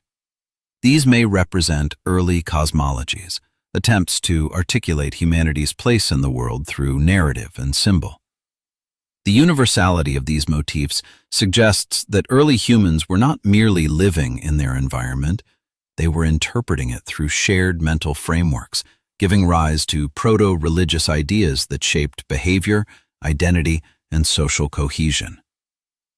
This rise in symbolic complexity coincides with another critical shift: the growth of population density. As multiple families began living in closer proximity, social challenges emerged that required new strategies: resolving conflict, maintaining cooperation, managing shared resources. These pressures forced communities to refine their social systems, creating norms, punishments, incentives, and structures that would eventually evolve into the earliest proto-political systems. In these increasingly complex groups, children learned not only survival skills, but symbolic languages, rituals, and stories that defined cultural identity. This formalization of culture through teaching represents another leap in human cognition: structured learning, a cornerstone of future civilizations. But complexity comes with consequences. Larger groups attract attention, require more food, and risk territorial disputes. Some archaeological sites from this period show signs of abrupt abandonment, perhaps triggered by conflict, environmental strain, or internal fragmentation. These collapses are small-scale compared to later civilizations, but they reveal a fundamental truth: where human culture grows, so does instability. And yet, despite these challenges, humanity continued to expand, not just physically across continents, but mentally into realms of abstract thought never before explored. Ahead lies the beginning of one of humanity's greatest achievements: the invention of meaning systems so powerful they would shape not just societies, but the destiny of civilizations yet to come. As human societies grew more intricate, something profound began to stir within the symbolic worlds they created. Stories that once explained seasons or animal migrations now expanded into narratives about origins, purpose, and unseen forces shaping the cosmos. Rituals that once served to unify groups evolved into ceremonies that connected people to something beyond the physical world. Through symbols, humans began constructing meaning, a powerful new dimension of existence that no other species had ever accessed. Meaning did not appear all at once. It emerged gradually, in small gestures and abstract carvings, in pigments applied to skin, in whispered myths around fire. But by the time humans had spread across entire continents, meaning had become a fundamental part of their identity. Archaeological sites reveal early sanctuaries, Caves, where paintings cluster far beyond practical or decorative function.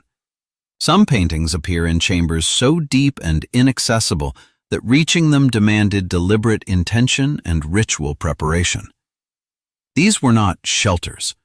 They were portals, spaces where the line between physical and mystical blurred. Researchers call them ritual caves, but their purpose remains open to interpretation. Some scholars see them as sites of spiritual initiation, places where individuals confronted visions inspired by flickering firelight and reverberating echoes. Others propose they were memory theaters, environments designed to trigger deep recollection through sound, light, and symbol. Whatever their purpose, these caves reflect an astonishing cognitive shift. Humans were no longer satisfied with understanding the world. They sought to understand their place within it. This search for meaning appears in symbolic artifacts as well. Across Africa, Eurasia, and the Americas, carved stones and bones depict repeating motifs, spirals, branching lines, concentric circles, that seem less like decorations and more like conceptual frameworks. These motifs echo far older patterns rooted in environmental cycles, yet they take on new depth in this era. They evolve from simple observations into abstractions, perhaps representing time, growth, ancestry, or cosmic order. Such abstractions suggest the rise of cosmologies, systems of belief that attempted to explain the invisible patterns governing reality. These cosmologies were not religions in the modern sense. They were living, dynamic narratives shaped by necessity, imagination, and experience. They provided guidance during migrations, stability in times of hardship, and cohesion when groups faced uncertainty. Myths transmitted ancient wisdom, encoded survival strategies, and framed existence itself. One of the most striking clues to these evolving cosmologies comes from a set of carved figurines discovered deep in the heart of Eurasia. These figurines, often interpreted as fertility symbols, may represent something more complex, embodied metaphors for natural cycles, continuity, and the interconnectedness of life. The exaggerated forms, once dismissed as primitive, may reflect an attempt to personify forces of nature, rain, growth, birth, harvest, expressed through the human body. Through metaphor, early humans grasped truths too complex to articulate directly. These metaphors fueled the emergence of early moral codes, guiding principles embedded within myth and ritual. Stories of trickster spirits, heroic ancestors, or animals embodying virtues and flaws were more than entertainment. They were mirrors for human behavior. They taught cooperation, loyalty, courage, and restraint. They warned against greed, deception, and violence. Long before laws or institutions existed, myth shaped the ethical landscape of humanity. But meaning systems did more than teach, they bound people together. Groups that shared rituals and cosmologies developed powerful social cohesion. A narrative carried across generations could unite families separated by great distances. A shared symbol could bridge linguistic differences, allowing different clans to cooperate or recognize each other as allies. Meaning became a glue, flexible, portable, and resilient. Yet meaning also had a darker side. As cosmologies diversified, they created cultural boundaries deeper than those defined by tools or ornaments. Conflicts sparked not just over resources, but over symbols, competing interpretations of sky patterns, ancestral myths, or ritual practices. Archaeological evidence reveals clashes between groups with distinct symbolic traditions. Damaged carvings, disrupted burial sites, overturned ritual objects. These conflicts mark the dawn of ideological tension, a force that would shape history for millennia. Still, complexity continued to grow. As social groups expanded, humans began developing mythic genealogies, stories that traced their origins, defined their identities, and justified their claims to land, alliances, or spiritual authority. These genealogies formed the earliest roots of tradition, establishing continuity across generations. Meanwhile, interactions between distant groups created hybrid cosmologies, blended belief systems that reflected cultural fusion. These hybrid myths often carried enhanced explanatory power, merging environmental knowledge from different regions into unified worldviews. Such synthesis not only enriched human cognition, but also accelerated cultural evolution. And then, something extraordinary happened. Humans began experimenting with permanent symbolism, markings intended to last beyond their own lifetimes. Etched stones, monoliths, cairns, and arranged boulders appear across numerous landscapes. These structures were not shelters. They were messages, intended for the future, for descendants, or for unseen forces believed to influence the world. The impulse to create permanence marks the beginning of human historical consciousness, a recognition that the present is fleeting, but meaning can endure. With this new awareness came a new question, one that would define humanity's philosophical journey. If symbols can outlive individuals, what responsibilities do we carry to those who come after us? It is within this question that humanity's transformation into a meaning-driven species reaches its fullest expression. And it is here, standing on the threshold between myth and purpose, that humans begin shaping the world not only with tools, but with vision. As humans forged intricate worlds of symbols and stories, something quietly transformative began to occur. Meaning stopped being a personal or communal experience and became a shared direction, a force that guided not just thought, but action. Archaeologists observe this shift in the sudden appearance of structures, objects, and spatial arrangements that suggest deliberate long-term planning. People were no longer responding only to immediate needs.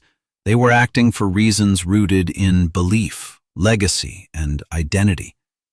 Meaning had become strategy. One of the clearest signs of this transition appears in ritual landscapes, areas spanning many kilometers where groups left aligned stones, carved markers, or pigment traces leading from one symbolic site to another. These were not random artistic expressions. They formed pathways, sequences, and ceremonial routes that required coordination across time. Such landscapes reveal a growing awareness of continuity. Humans were beginning to shape their world not for a single generation, but for many.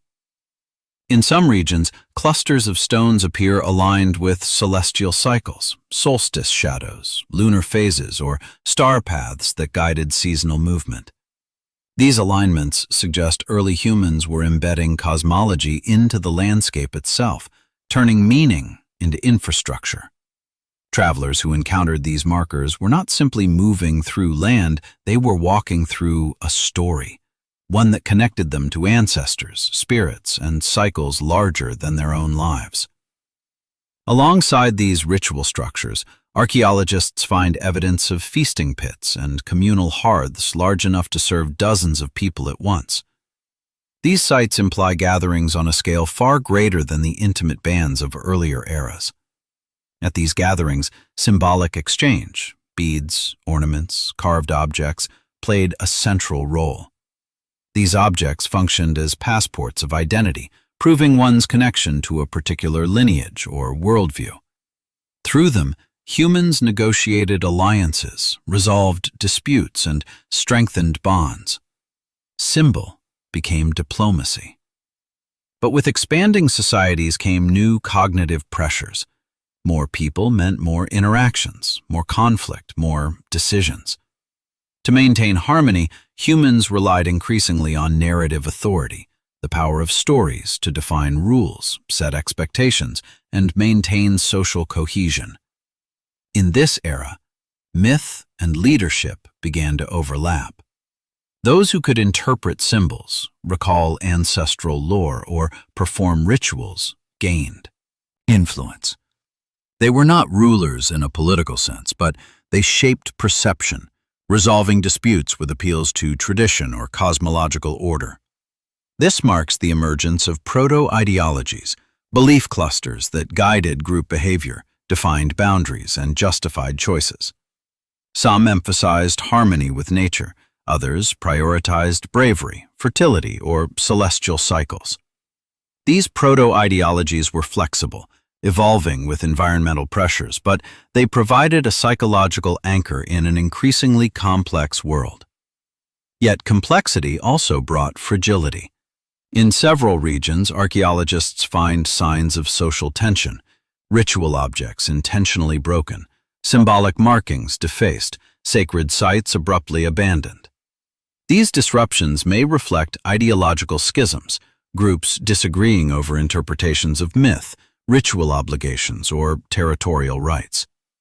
The symbolic tools that once unified humanity were now powerful enough to divide it. But just as conflict emerged, so did reconciliation. Hybrid artifacts from mixed cultural sites demonstrate that groups often blended traditions rather than allowing disputes to escalate. These sites contain ornaments merging motifs from distant regions, suggesting intentional cultural synthesis. Humans were experimenting not only with tools and strategies, but with meaning itself, testing which beliefs served their evolving needs, discarding or modifying those that no longer aligned with experience. During this era, another profound innovation emerged: the inheritance of meaning. Not genetic inheritance, but symbolic inheritance, passing stories, roles, and responsibilities across generations. Objects buried with elders sometimes reappear in the graves of their descendants, suggesting continuity of lineage or spiritual guardianship. This inheritance shaped identity, connecting individuals to a collective past and future. Through it, humans began perceiving themselves not as isolated beings, but as participants in a long, unfolding narrative. Such continuity spurred the creation of the earliest proto-monuments, structures built not for shelter or utility, but for memory. Cairns, standing stones, arranged boulders, simple yet deliberate markers representing the first seeds of humanity's monumental impulse. These markers often appear near migration routes or ritual caves, forming networks of sacred geography. They served as reminders. We were here. We belonged here. Our story matters here. This growing sense of belonging reshaped human mobility. People no longer wandered merely to follow prey or seasons. They traveled to visit ancestral sites, renew alliances, or reaffirm participation in shared cosmologies. Movement acquired meaning. Journeys became rituals. But meaning carried one more hidden power, arguably the most transformative of all. It allowed humans to imagine futures that did not yet exist. Through myth, they could conceive of prosperity, danger, transformation, and destiny. These imagined futures guided decisions, motivating long-term planning and cooperative action at scales never before seen. Humanity, once bound by instinct and environment, now navigated the world through visions born in the mind. The stage was set for the next great transformation, the emergence of innovation driven not by survival needs, but by imagination itself. Tools, structures, stories, and alliances would soon evolve into something greater, systems resembling the first faint outlines of civilization. As the symbolic world matured, humanity found itself standing at a threshold unlike any it had encountered before. For the first time in our species' history, survival was no longer the sole driver of innovation. Instead, imagination, once merely a tool for interpreting the environment, became a force shaping the environment itself. Human beings began experimenting with possibilities not because necessity demanded it, but because their minds could envision outcomes beyond the present moment. This shift is subtle in the archaeological record, yet unmistakable, marking the dawn of a new kind of intelligence: intentional innovation. Signs of this transformation appear in the sudden surge of tool diversity. Previously, tools evolved slowly, responding directly to ecological pressures. But now, in multiple regions simultaneously, humans began creating items that seem exploratory. Blades with unusual flaking patterns, ornaments with no clear symbolic lineage, composite tools combining materials never paired before. These artifacts suggest a newfound willingness to test ideas for their own sake, to push the boundaries of tradition, to invent simply because invention was possible. At one site, researchers uncovered a set of bone needles, delicate, polished, pierced with precision. These needles revolutionized clothing, allowing early humans to stitch fitted garments that conserved heat far better than wrapped hides. But more striking than the needles themselves is the implication behind them. Humans were no longer adapting bodies to environments, but adapting environments to bodies. Clothing was not just protection, it was transformation. Layer by layer, stitch by stitch, humans were rewriting the rules of survival. This era also witnesses the rise of container technologies, woven baskets, stitched pouches, hollowed gourds, objects that expanded the ability to gather, store, and transport resources. While such technologies may appear mundane compared to later inventions, they represent a cognitive leap, planning for scarcity, preparing for abundance, imagining needs before they arise. These containers, often decorated with symbolic patterns, also became expressions of identity and skill, blending utility with meaning in ways that foreshadowed future craftsmanship. But perhaps no innovation reveals the depth of human imagination more than the earliest signs of architecture. Long before permanent settlements emerged, humans built structures for ritual and memory, circular arrangements of stones, elevated platforms of packed earth, timber frames adorned with pigments. These were not dwellings. They were statements, spaces where meaning crystallized into form. Such structures required coordinated labor, shared purpose, and collective vision. They mark the transition from temporary activity to intentional construction. And yet, innovation was not limited to physical objects. Human communication underwent a profound transformation as well. Gestures, rhythms, and early symbolic languages grew increasingly complex. At some sites, researchers have discovered engraved sequences that resemble proto-notational systems, patterns indicating counting, tracking, or narrative ordering.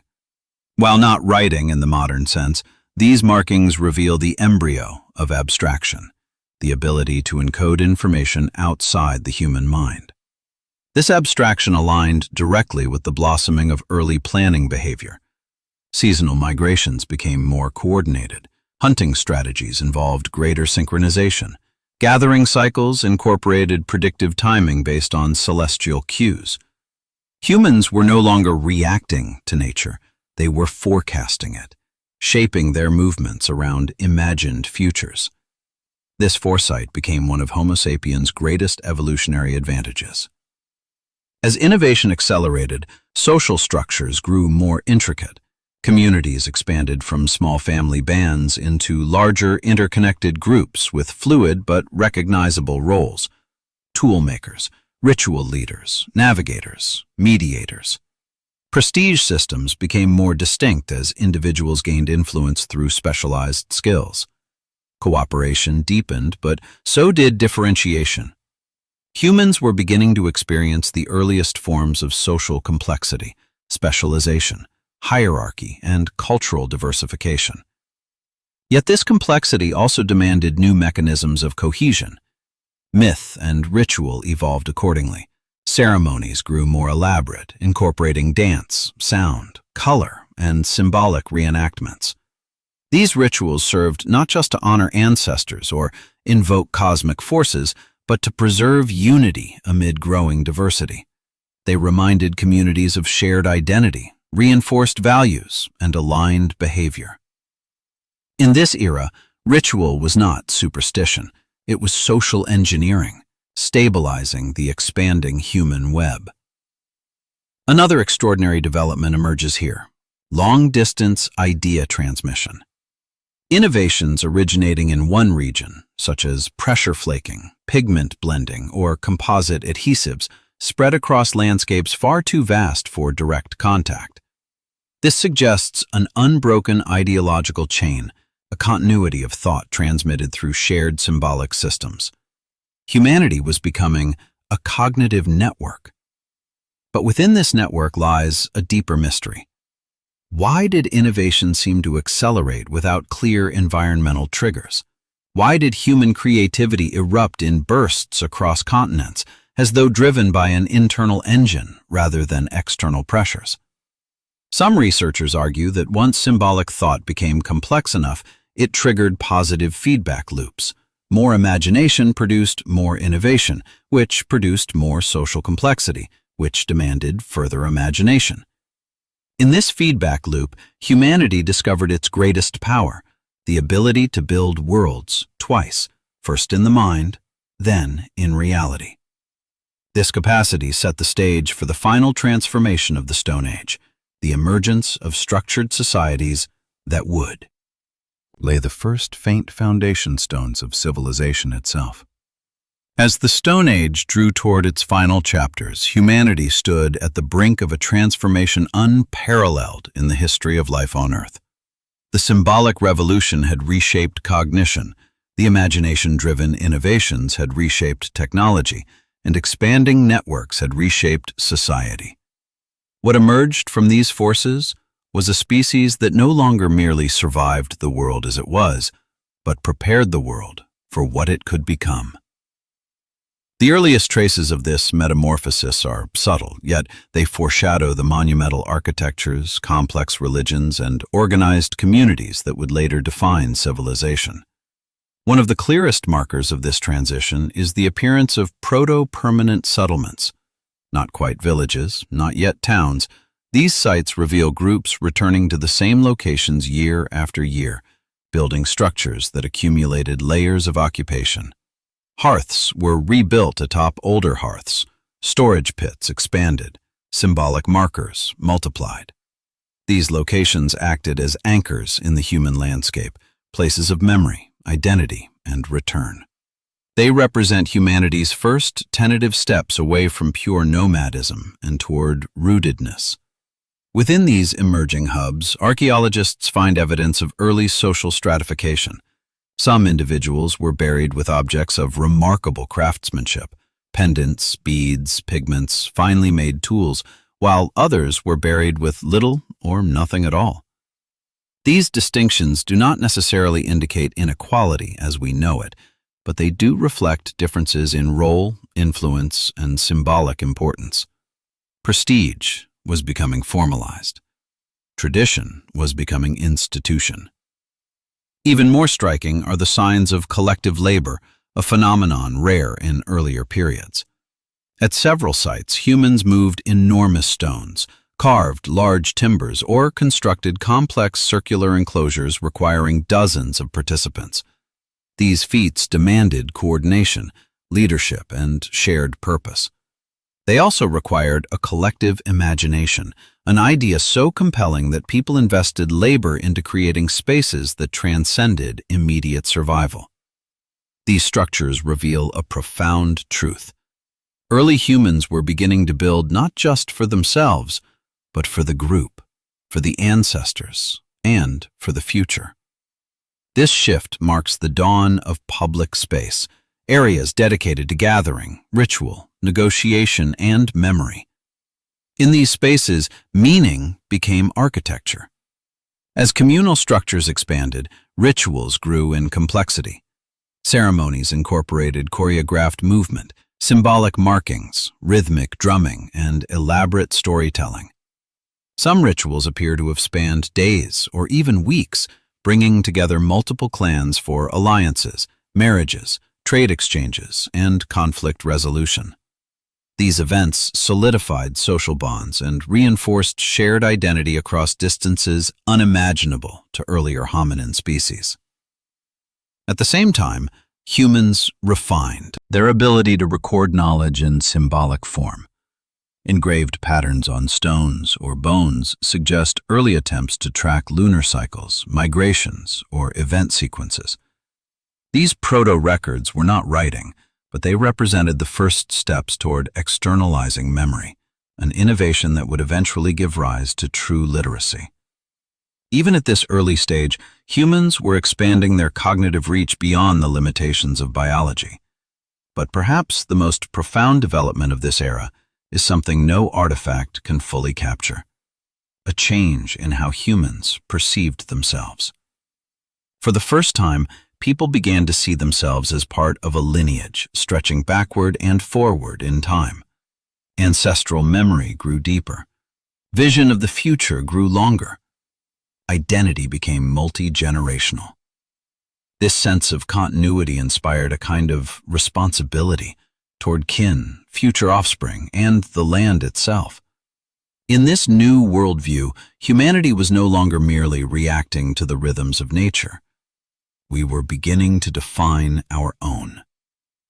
That shift, a shift of agency, is the spark from which civilization would later be born. Yet, for all their progress, Stone Age humans remained deeply connected to the natural world.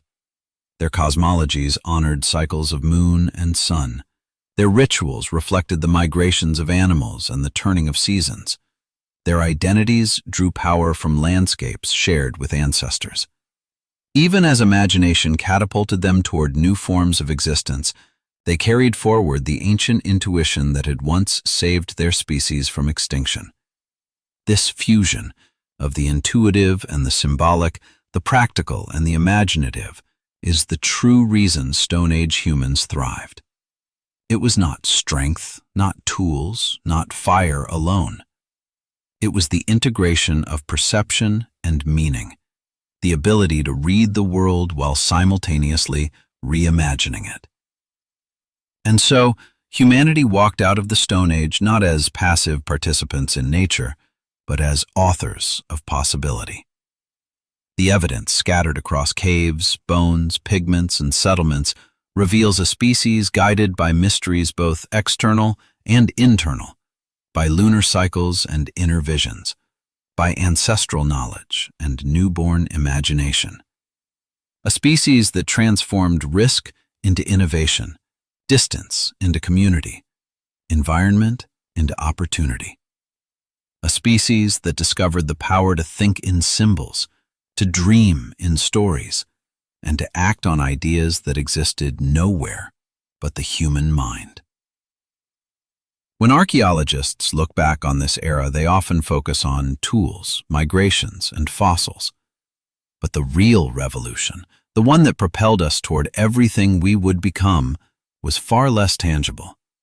It resided in the unseen realms: imagination, meaning, belief, memory.